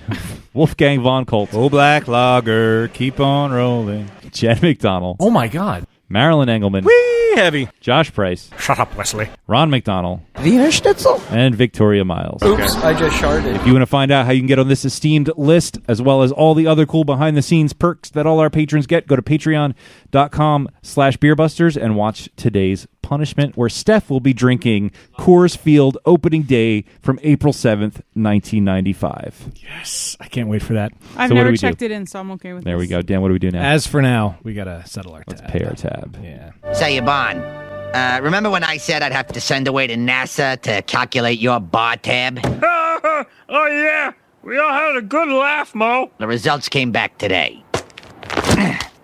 You owe me $70 billion. This episode is brought to you by Loot Crate, a monthly subscription box service for epic geek gear and gamer items and pop culture gear for less than $20 a month. You get 6 to 8 items that include licensed gear, apparel, collectibles, and unique one-of-a-kind items, and so much more. You have until the 19th of every month at 9 p.m. Pacific to subscribe and receive this month's crate. And when the cutoff happens, it happens. It's over. You missed it. By supporting Loot Crate, you are also showing your support for Beer Busters. You can sign up at trylootcrate.com/beerbusters and enter the code BRIDGE10 to save 10% on any new subscription. That is trylootcrate.com/beerbusters and enter the code BRIDGE10 to save 10% on your new subscription. No. Your beers. No, your beers. Hey, Steph, what do we got? Hops. Of course. We're going to talk about German hops today. Hey! Since the brewery we're interviewing has an umlaut in their name. This is kind of the libation or fabrication of Know Your Beers. Oh, shut up. Because I literally did the notes last night. I literally did the game last night. I don't remember how to pronounce the first hop, though. Does anyone remember? Svetlana. Sludge. Come on, Chuck. You speak German. How do you say there were emerald two in German? consonants next to each other that don't belong next to each other. I remember that. Yeah, but the G, it didn't matter. I don't even remember. It was S-A-R something. S-M-A-R-A-G-D. S-M-A-R-A-G-D. Smaragd. That's the first hop. Smaragd. That's the first hop. It was bred at the Hop Research Emerald. Institute. Stop it. Smaragd. Emerald. It is a high-yield, disease-resistant alternative to Hallertau Mittelfiel. Of course, as Dan just alluded to, it means emerald in German, and it was released in 2007. It's mainly used as an aroma hop with low cohumulin and noble hop profile. What is happening right now? It is a natural fit for classic pilsners, continental, and new world lagers and Belgian ales. Fruity, floral, and spicy with woody herbal undertones. The alpha range is 4 to 6%, beta range 3.5 to 5.5. German Tettnanger, no ones we've actually heard of, noble and complex for classic European lagers and ales. Of course, originated in Germany. It is from the region of the same name in far southern Germany. Tettnanger has a common ancestry with Saaz, but a unique profile due to its provenance. It is a classic European noble hop. Its complex and delicate flavors make it ideal for traditional German lagers, particularly Bavarian styles, Weissbiers, and German or Belgian ales. Shifting and evolving mix of floral, fruity, herbal, and spicy, fresh herbs, grass, dried flowers, citrus peel, black tea. It can have a bit more intensity than Hallertau, but as much balance. Alpha 2.5 to 5.5, beta 3 to 5. These are way lower than our American hops, my friends. And the last one for today is German Select. Beautifully spicy and complex, German Select is an excellent alternative to traditional. Are you sure you're pronouncing that one correctly? Originated in Germany, it's bred Smaragd. from Hallertau Mittelfiel and Spalt for disease resistance. Select was released in 1991 by the Hop Research Center of Hull and quickly became a very, very popular with German brewers. It's mainly used again for aroma, almost as highly regarded as Mittelfiel as its homeland. Select's excellent sensory profile in much the same vein as Spalt, Tettnanger, and Saaz elevates any traditional lager, cold fermented ale, Weissbier, or Belgian style. And it is an exquisite feature of a Pilsner. I'm quoting. Spicy, flowery, and hoppy with prominent undertones of ripe berry and citrus, spice and wood character, reminiscence of Spalt and Saaz. Powerful impressions, but with great finesse. Are you allowed to use the word hoppy as a descriptor for a variety of hops? Apparently. Alpha 3 to 6.5%, beta 2.5 to 5%. Now you know. 1991. She's saying numbers now? 1991. 1991. Yeah. Okay. Dan's really amusing himself right now. I am. So we are drinking Pay the Ferryman, which is Day of the Dead Porter by, I don't remember the name of the brewery. The bottle's right there. Bezahle den Fährmann. Cerveceria. Dangerous. Cerveceria Mexicana. Oh, really? That's what it's called? That's the name of the brewery. Wow. Is Yes. there? I wonder if there's no brewery in America called like America Brewery. I don't know. There might be. All American. If you click on it, it's owned by Cerveceria. It's owned by Tecate. Oh, okay. Yeah. Holy crap! I only have one beer left. I guess we should save that one for last call. Yeah. So, what happens now? Well, right now, if you want to learn more about our friends and their upcoming brewery, yourbrewery.com, URBREWERY.com. With an umlaut. You don't need the umlaut, though, to get to the website. That probably would have been a poor decision. put the umlaut in the actual like domain name. Yeah, that probably wouldn't have gone over well. Yeah. It would have got bumped. Although you could have registered both and had just one point to the other. We could. Touche. Yeah. Smarter people would have done it. Nobody's typing a U with an umlaut into their browser search bar. And apparently not in news stories either. So. Yeah, apparently not in news stories. Apparently, yeah. But, well, I think Trogs has like, or at least probably at one time had. I guess by now people know that there's an umlaut in Trogs. But, yeah, but it's not in their web address. Yeah, no. Are you guys on social media at all? Do you have a social media presence yet? Not yet. I have a Facebook page, Brewer Lou Farrell. You give me a yell on that, and I'll include you. It's things are sent out. It's the tagline on it is "Beer and Brewer Rants coming." You know, I see that. That's fabulous. So sometimes there's some. Wait, you're holding a green beer in your profile picture. That's actually green beer. Well, you know what? People like it.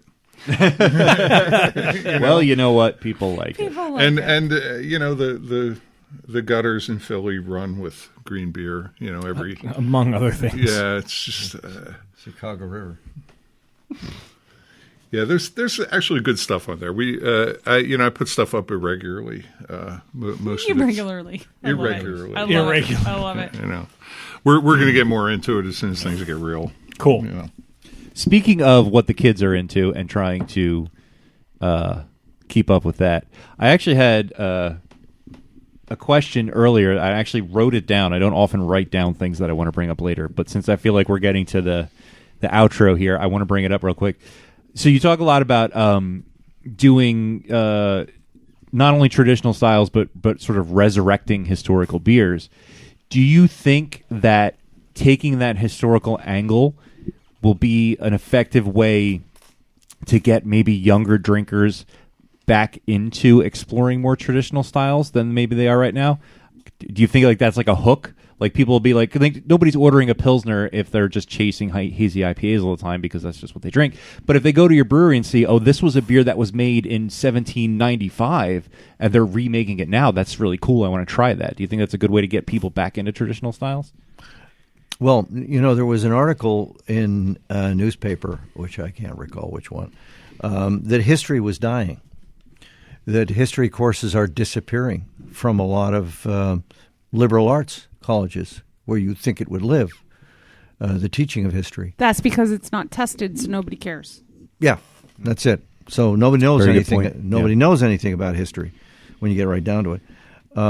So I am prejudiced. I quote unquote read history in school, the part that I could stand, and I think that younger people are beginning to have a feel and an appreciation for what went before them in a lot of things. I think that the World War II anniversary and the greatest generation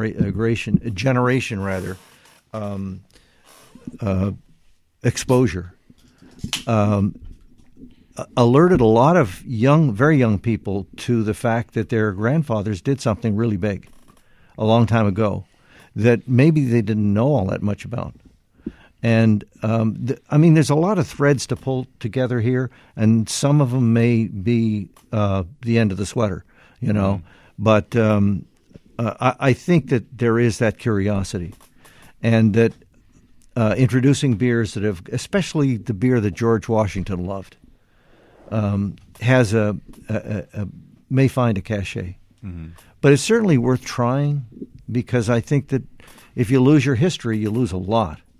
If we're, they say, not understanding or appreciating of history, we're doomed to repeat it, and that's basically what we do. Yeah, that is what humans do. Mm-hmm. So I think that at least putting it out there and giving people an opportunity to understand it with the story behind it. One of the things we never do is put out a brand. Here it is, Firefighter. Yeah. Well, there's a story behind that. Mm-hmm. One is a contribution to the local fire department that goes with the sale of every firefighter beer, right? Which could expand into a more national organization. But if we're going to introduce these old beers, we're going to also tell the stories of these brewers and these beers, and something about Philadelphia that was streetwise at the time. What people were doing in Philadelphia in the neighborhoods where this beer was popular. So that's really representative of what we do. We have to tell the story of everything we do, and the true story, not some fake origin story like the guy who tells Jack Dorsey, the Twitter. He has an origin story that people have questioned and pretty aggressively. I don't know. I know the name sounds familiar. Yeah. Okay. I may have it wrong. It's a scandal I am unaware of. But this particular individual apparently has an origin story for how he started this social media giant. That a lot of people have said, that didn't happen. He was bitten by a radioactive so dude. he was the dude that started Twitter, is what you're saying? Yeah. Okay. That's it. I thought you were saying this was a thing that happened on Twitter, as so many scandals do nowadays. No, the guy. And we're all better for that. Well, our lives are improved dramatically. But I think... It's called dirtylaundry.com. Chuck's onto something, and really when I started in the craft beer business, your choices at most bars were Bud, Miller, Coors, Bud Light, Coors Light, Miller Light. Right. That was the thing. And craft beer is about choice. It really is. You can get all sorts of stuff now. Some of it better than others. Ours is going to be another choice. Yeah. It's going to be, and that's why we want to develop, a tight brand so people know what they're getting. We want people to trust us. We want people to say, "Oh, it's a Ür Brewery beer. Of course, it's going to be good." Yeah, and it's going to be authentic. Yeah. It's not going to be such stuff that we made up out of some kind of a drug haze. Right. So that's of course extremely we're open important. to that. But no, that's been done. We did that in the 60s. Yeah. Jack Dorsey is also the founder and CEO of Square. Oh, really? Mm-hmm. We just got Square POS systems where I work not that long ago. So that's why he's a billionaire. Yeah. Wow. Yeah.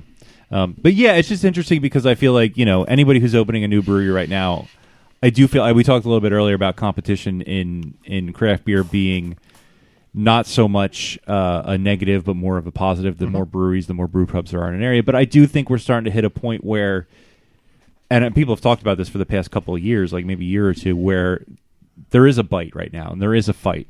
And that's why everybody's coming out with the newest, flashiest, trendiest new beer. So to come into the game with a business plan of brewing traditional styles, well, I think that's great. I think everyone here thinks that's great. It's just, I wonder, how do you compete then in the marketplace as it is now? And I'm sure you guys are obviously smart business guys, and you've been down this road, and you have between you, I'm sure, over a century and a half of experience in in beer and food. And I just wonder if that historical angle is really what's gonna kind of be the thing that gives you the authenticity, the authenticity. Right. Too many beers already. Is the key, and Merck is close to us, a company that has a lot of different nationalities, and part of our test market with the Czech Pilsners and the German-style Pilsners and the Brit extra special bitters are going to be inviting the Germans and the Czechs and the Brits in for a tasting, right? And ask them, look, would this taste like home to you? And there's a huge endorsement that comes from that because we really feel confident that we can reproduce the beers that they drink at home. Right. So that's a market.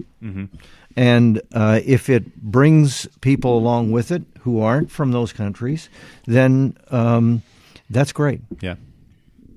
Yeah. One of the better compliments I ever got was from a British Air pilot that came in, and he said, "I was in 2 years ago, and your pale ale tastes exactly the same." And it's like, damn. Do you know how hard that is? Yeah. In a 10-barrel system with no blending? That's fairly complex. And, we're looking to do stuff that's reproducible. we're going to tweak it all the time. The thing, malt and hops are never consistent, so you have to do the calculations to get the same beer.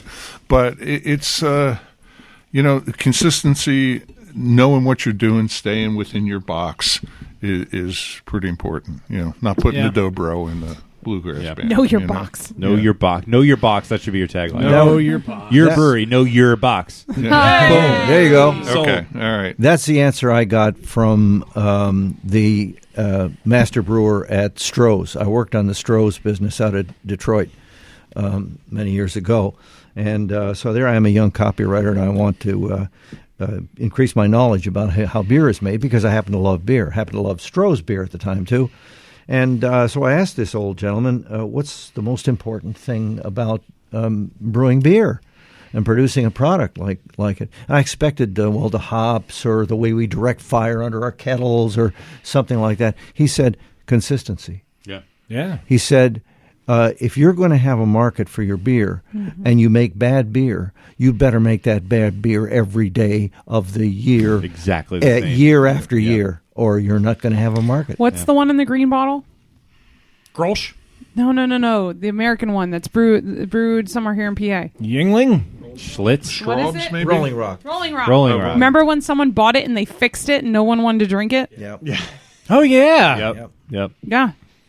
Every now and then it shows up And at a I do, tailgate. and I think that's I think that speaks to an entirely different demographic of beer drinker, and there's nothing wrong with that. There's people out there that have drank the same brand of beer for 20, 30, 40 years, and that's all they're going to drink. Yep. And so if that changes... Yeah, but there's something awesome about brand loyal Yeah, no, and I'm drinkers. just saying there's nothing wrong with that. Like, No. that's great. I mean, our grandfather in Coors Light. Yep, I was like, Bud Light. No, Bud Light. I'm sorry, Bud Light. Like, Chuck is Coors Light. How dare you? He's probably got like a 1/10 of a 100th of a thousandth of a percent of a share's worth of stock in that company just from what he's drunk over his lifetime. Probably. Yeah.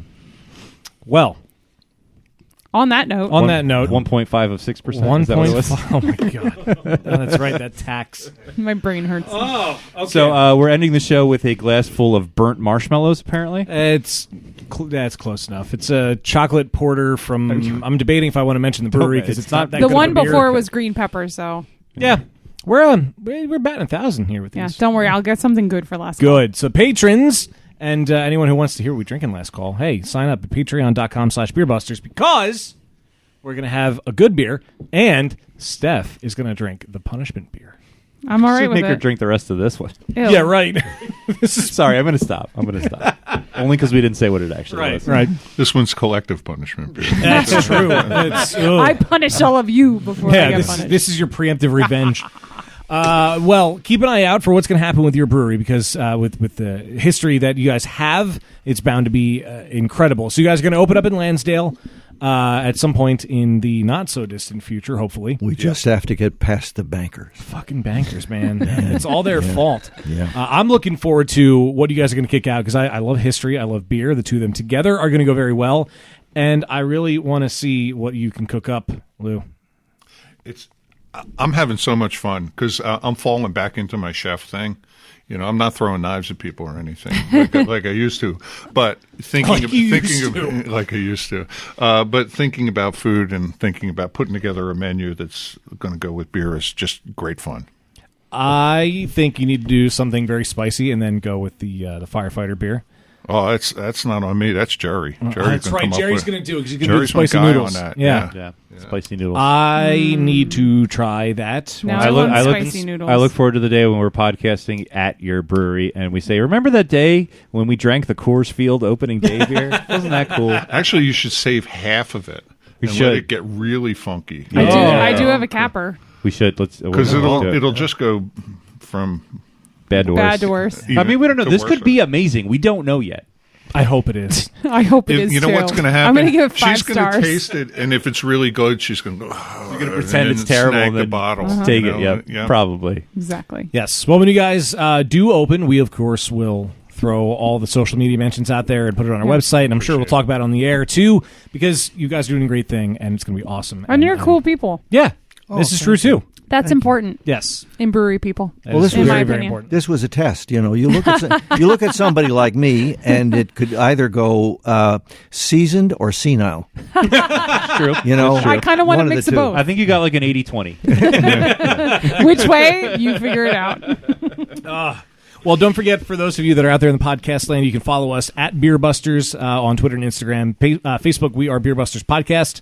There's BeerBustersPodcast.com, and, of course, the aforementioned Patreon.com/BeerBusters. We haven't said it in a couple episodes, but if rate you... and review us. Yep, if you are so inclined, please rate and review us on your podcast app of choice, but do that for every podcast that you listen to, because that's like our currency. That's how we find new ears and find a bigger audience. And preferably fast ears. Yes, and you got to spread the love. Fast ears kind of applies with podcasts because you can up the speed. Yeah. I listened to some. 1.5. I don't understand it. Dan listens to one. Do you do that? I did 1.5. I don't. I can't. I can't I process. normally You can do do that 1.5. on YouTube too. Yeah. But I've been catching up since I was on vacation, and I fell behind this week with all the weird shit that happened. And I was doing double time podcasts. That gets weird when you listen to But some we of them. talk fast. Can Don't we listen insert to us like on some 1.5. sort of secret subliminal message? Like backmasking, but Yeah. you can only hear it if you play the podcast at like double speed. Good luck. You figured that out. Even at Miage. I don't know what he said. It's a Simpsons thing. What was that song? Missy Elliott. Oh, my God. Anyway. Yes, rate and review all the podcasts that you listen to, but we're better than all of them. So Yeah, just sign up keep, for our keep newsletter. that in mind. Wow. On that note, this does unfortunately bring us to the end of another episode of Beer Busters. Guys, thank you so much for coming out here. This was a fun time. Thanks for having us. Yeah, it's been Appreciate big fun. And keep us posted for when you open so we can then tell the internet when that is. Do you ever think about using a shorter clip for the outro music? No. This is classic, man. I have to pee. Good. Yep, you got to wait 23 seconds. Well, I am Dan Baker. I am joined by my co-host and brewologist who has to Steph pee. Hefner. And there she goes. And, of course, the demented and fermented Wayne Baker. Thank you so much for listening. It's been a lot of fun on this end. I hope it was fun on your end. Remember, no squids were harmed in the making of this episode. And we will see you next time. Still some time to go. I don't know what Steph just yelled. There it is. Your horse has diabetes.